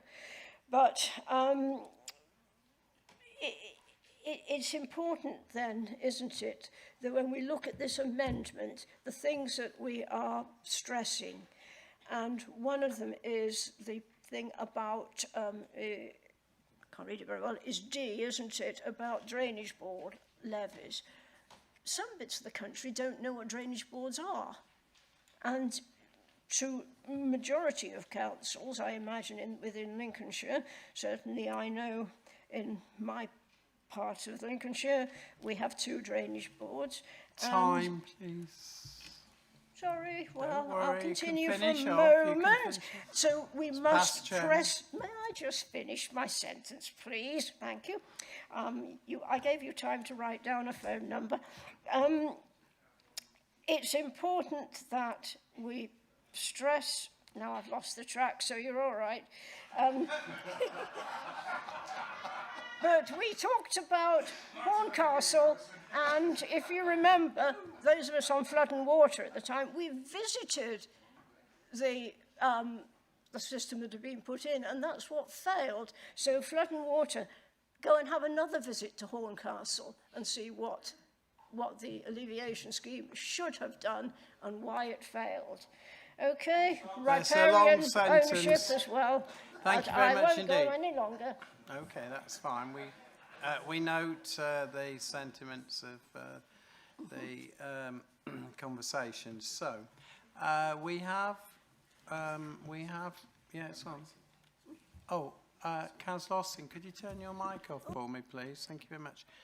I find myself in a similar situation as the chairman of Flood and Water Scrutiny did, with a long debate on this very emotive subject. I've got 7 more speakers indicating, which I'm sure are very valid. But if you... Are you sure? Because you were actually next, Councillor Bradwell. Okay, fine. So, Councillor Matthews, please. Thank you very much. I want you to imagine a man sitting in the Bluebell at Belchford on Thursday the 19th of October with his work team, congratulating them on finishing the seeding of nearly 2,000 acres of farmland by that lunchtime, and feeling really pleased with themselves, because actually they'd been fighting horrible conditions from August through to then. And then I want you to imagine that same group getting up and rescuing, is the only word I can use, residents in Brink Hill, where they took their diggers and their machines and they actually diverted water courses to save flooding. And I would like us collectively to thank the farmers. We've talked about community groups, and I don't doubt they were brilliant. I saw community groups in play. But I would like us to thank specifically the farmers, because they have suffered a massive disaster. And that's the scale of this anxiety that we need to respond to. And I think we must wait and we must find out what happens. But it's much bigger than the Tesco's being flooded in Horncastle. I made a dreadful mistake on the 20th of October. I came to our meeting here in my little SLK sports car, which has got a ground clearance of about 2 inches and a water clearance of about 6 inches. And it coped manfully going through the flooding at, I thought I'd take the main road home, and it was a bit of a disaster going through Horncastle. So first off, I think specifically the farmers have had a disaster. What's really weird, and it's the bigger picture, is all those farmers on the wolds that have lost their newly seeded land to rain have also lost all their phosphates to rain, and they've ended up on my patch or been pushed out to sea. This is a massive ecological disaster, and it doesn't do to say it's about one sluice gate or it's about something else. That was a highlighted issue within our East Lindsey patch. But I think we want to thank all the farmers and everybody who went out, because it's going to happen again, and we want their goodwill. But they were magnificent. I've also just got to say that I can feel Councillor Dyer rubbing off on me. It must be sitting adjacent to. No, I'll explain. I want to say Doncaster City Council issued 9,000 sandbags to their community. There was massive flooding at Fish Lake where the River Don overtopped. It's not a place I would want it to be. So as upset as I feel about East Lindsey, Doncaster got it worse. Thank you. Thank you very much, and thank you. I think the farmers' predicament is the main thrust of what you're having to say. Councillor Hale? Yes, thank you, Chairman. I think it would be the right moment to thank County Council staff for what they did.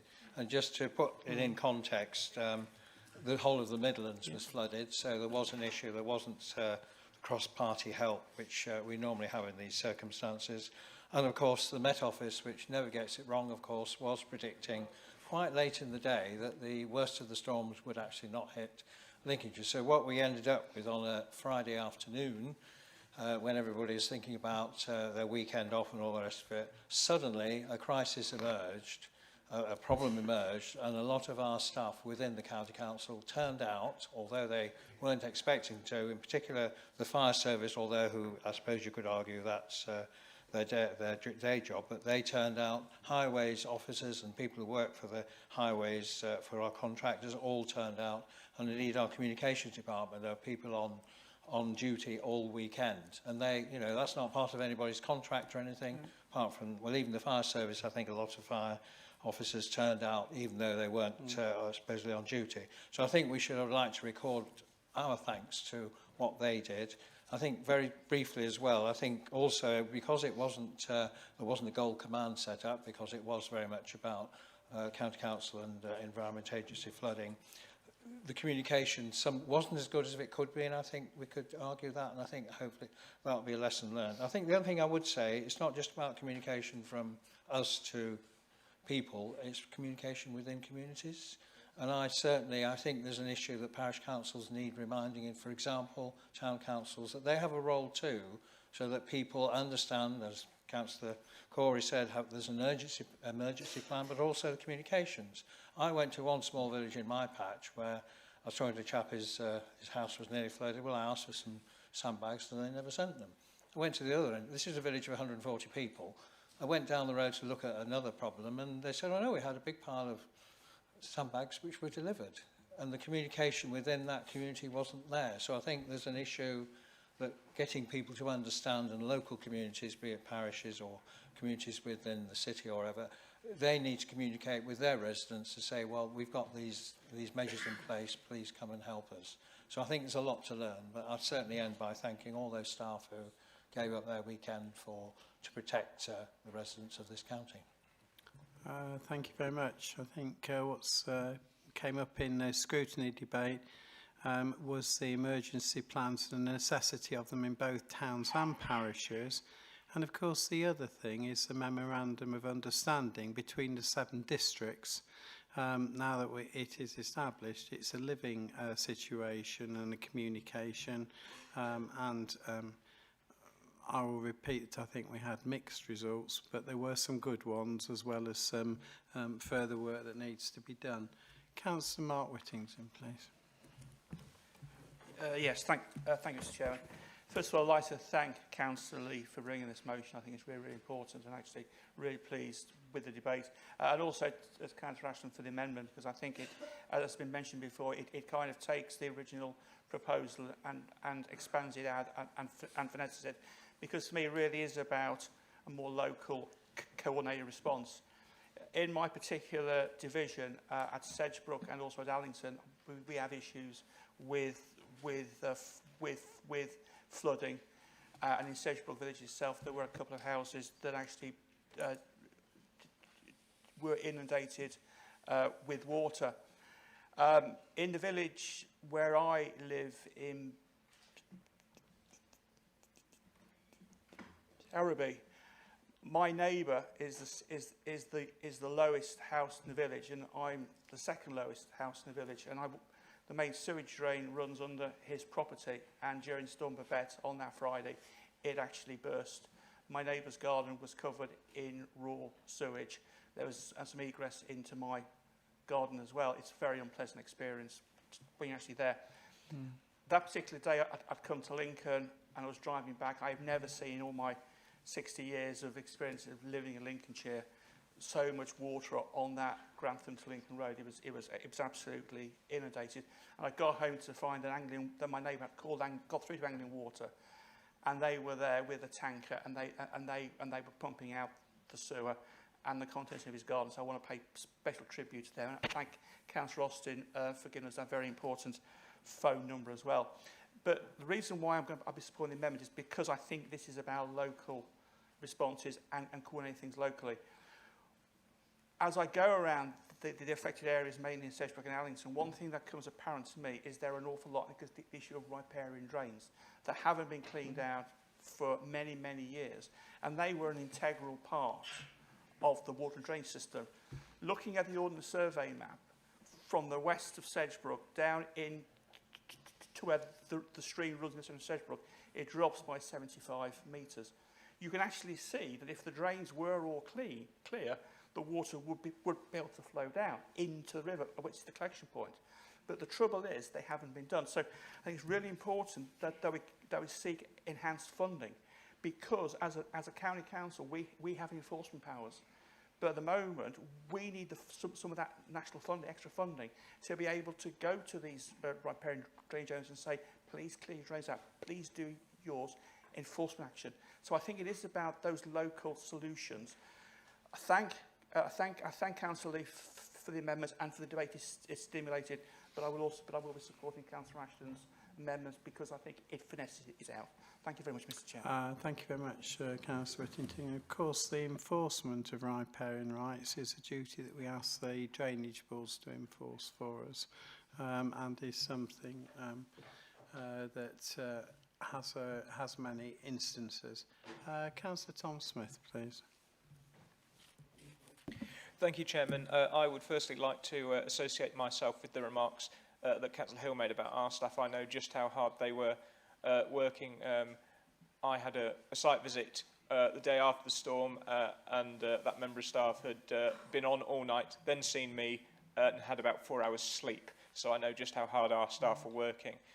Riparian drainage, as Councillor Marflett alluded to, is a huge issue. I have a large amount of it in my division. I also am aware from the head of highways that my division is one of the worst affected for drains that are blocked or have tree ingress or other defaults in the system. Luckily, in the Wolds we were affected, but we were probably, in this instance, touch wood, we were safe due to height. However, that is something we can only rely on so much.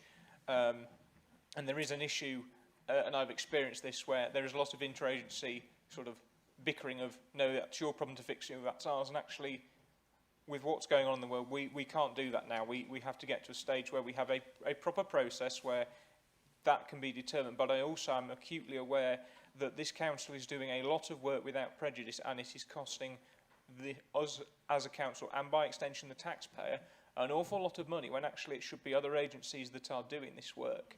So there needs to be proper processes in place. And I know that Councillor Ashton, through the inquiry and other means, will seek to redress that. And it needs to be redressed as a matter of urgency, because having had conversations with the head of highways, we are spending an awful lot of money on works that actually we shouldn't be doing, but we are doing because we're doing the right thing by our residents. But we need to have other players come to the table and play their part, because we're certainly playing ours, Chairman, because I know full well, with being on as many site visits as I have on this issue, how hard our teams are working to fix these issues. AJET had over this was before Storm Babette as well, they had over 200 jobs to do, and that's just AJET. That doesn't include Flowline, who deal with our gulping and suction side of drainage. So we are doing all we can do in the envelope we've got, and I certainly welcome the spirit that the motion was brought by Councillor Lee, but as has been said, I will support the amendment as it finesses it, but I do hope this will stimulate a wider conversation around how this is funded, who does what, and that we all work together for the benefit of residents of Lincolnshire. Thank you, Chairman. Thank you very much, Councillor Smith. Of course, the levy that the drainage boards place on the district councils, also as district councillors we all know, is then a levy on the taxpayer, amongst other funds.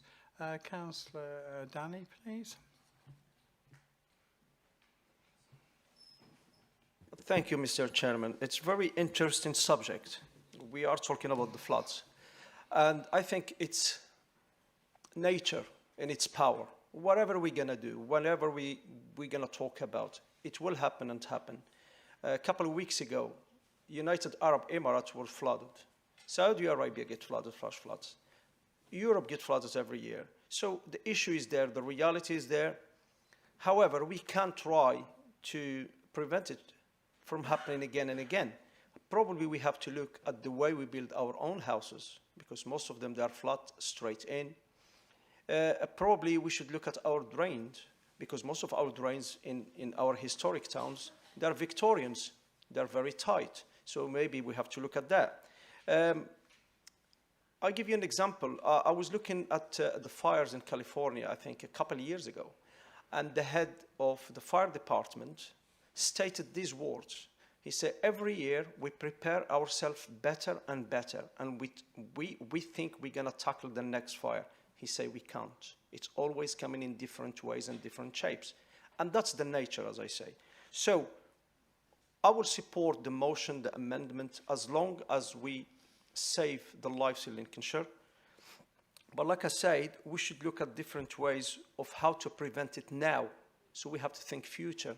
As I say, building the houses, where we build the houses, how we build the houses, what sort of drains we can have. Because some countries now, not even in Europe, I was in North Africa 4 weeks ago, their drains, I have a photo, is 1.5 meters wide to prevent floods. I work in Boston, and main drains of our drains is this size, probably 50 centimeters or less square. A few tissues, a few cigarette butts, a few leaves from any tree, it's blocked it. How often do we clear the blockage? It should happen twice a year. Probably we should do it every month. Maybe we have to look at it more frequently. So for me, we can, it's very sad to hear that people, they will lose their, their previous things in their houses. And, when you get flooded and you have a wooden floor, and a carpet, it is a massive thing. And, the worst of it is sometimes the insurances, they wash their hands from you and they just let you fight on your own.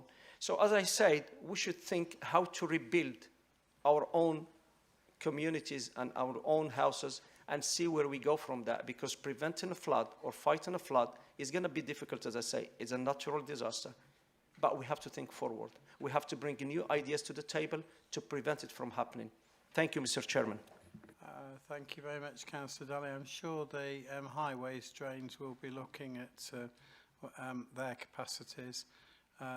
But more importantly, Anglian Water did tell us for flood and water scrutiny that anybody that is struggling or being refused insurance owing to flood, there is a consultancy helpline that can support those people with that problem.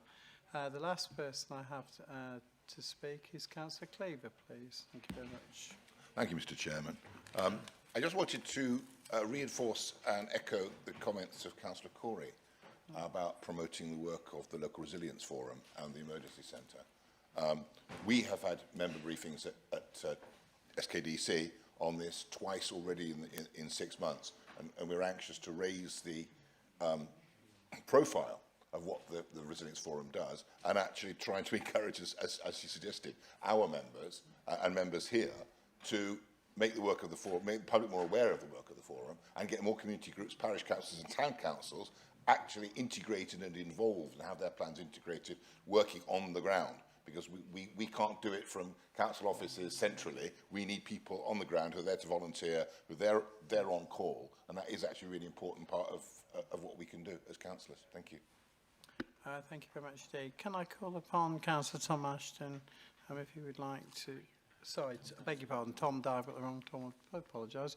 Upon Tom Dyer to, if he's got anything else to say in seconding the amendment. I did reserve my right to speak, Chairman, but I think colleagues across the Chamber have covered that issue, and I'd like to associate myself with their comments. Thank you. Thank you very much indeed. So over to you, Karen. Thanks, Chair. Don't worry, Councillor I'm not going to talk for Lee, ages. I'm happy to accept the amendment. It's not everything that I wanted. My main fear is that as long as this is all done locally, that the government will never give us any more money. The FBU have been calling for specific funding for flooding for more than 5 years, to my knowledge, and we still haven't got it, but who knows. But there's enough in the amendment for me to feel that I can accept it. I do think it's been really nice to see the unity this morning and the good humour during the debate. I mean, I walked in from my car with Councillor Dyer. It's a shame, really, that the public don't see that, isn't it? All they ever see is us falling out. But no, I make the point. There is much that I disagree with the opposition about, but it's nice that sometimes we can agree, actually. And I did say specifically that this national body would work alongside locally, so the fears about it being just some remote thing, I don't think are right. I just wanted to mention, with regard to the training dates, Councillor Corey, there's never any consultation about are you available on this day or that day. You're just told it's on those days. And if you work, like I and lots of other peoples do, if you can't make it, you can't make it because you're working. And I've been to Councillor Pepper twice to say that I wanted to come to the training, but I'm really sorry, I'm working, so I can't. So it's not that we don't want to come, and so I gently suggest perhaps a bit of consultation might give a better response rate.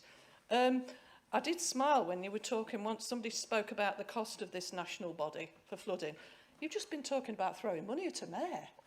Do you know what I mean? So I don't really accept that about the cost. One of the councillors, I think it was Councillor Ashton, mentioned Emma Hardy. She's a personal friend from Westminster. I can contact her. We can get her to Lincoln. We'll have a visit and we'll have a meeting, because if there's a change of government, I want to be ahead of the game.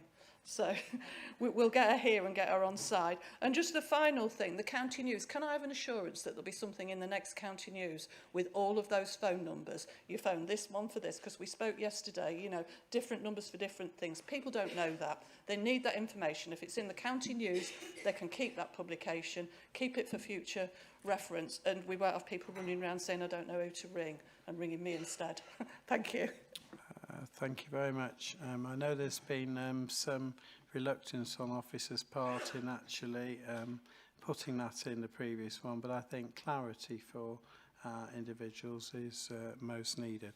Okay, so we are there, I think, to say we'll now vote on the amendment to the motion by the Conservative group. So if I may ask those people in favour of that, please.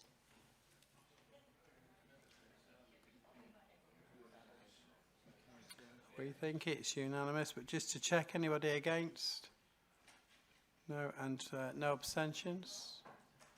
Okay, fine. Right, thank you very much indeed. So that... Sorry, you need to vote on the substantive motion. We have to vote on the substantive motion. So, the substantive motion, please. Those in favour of it?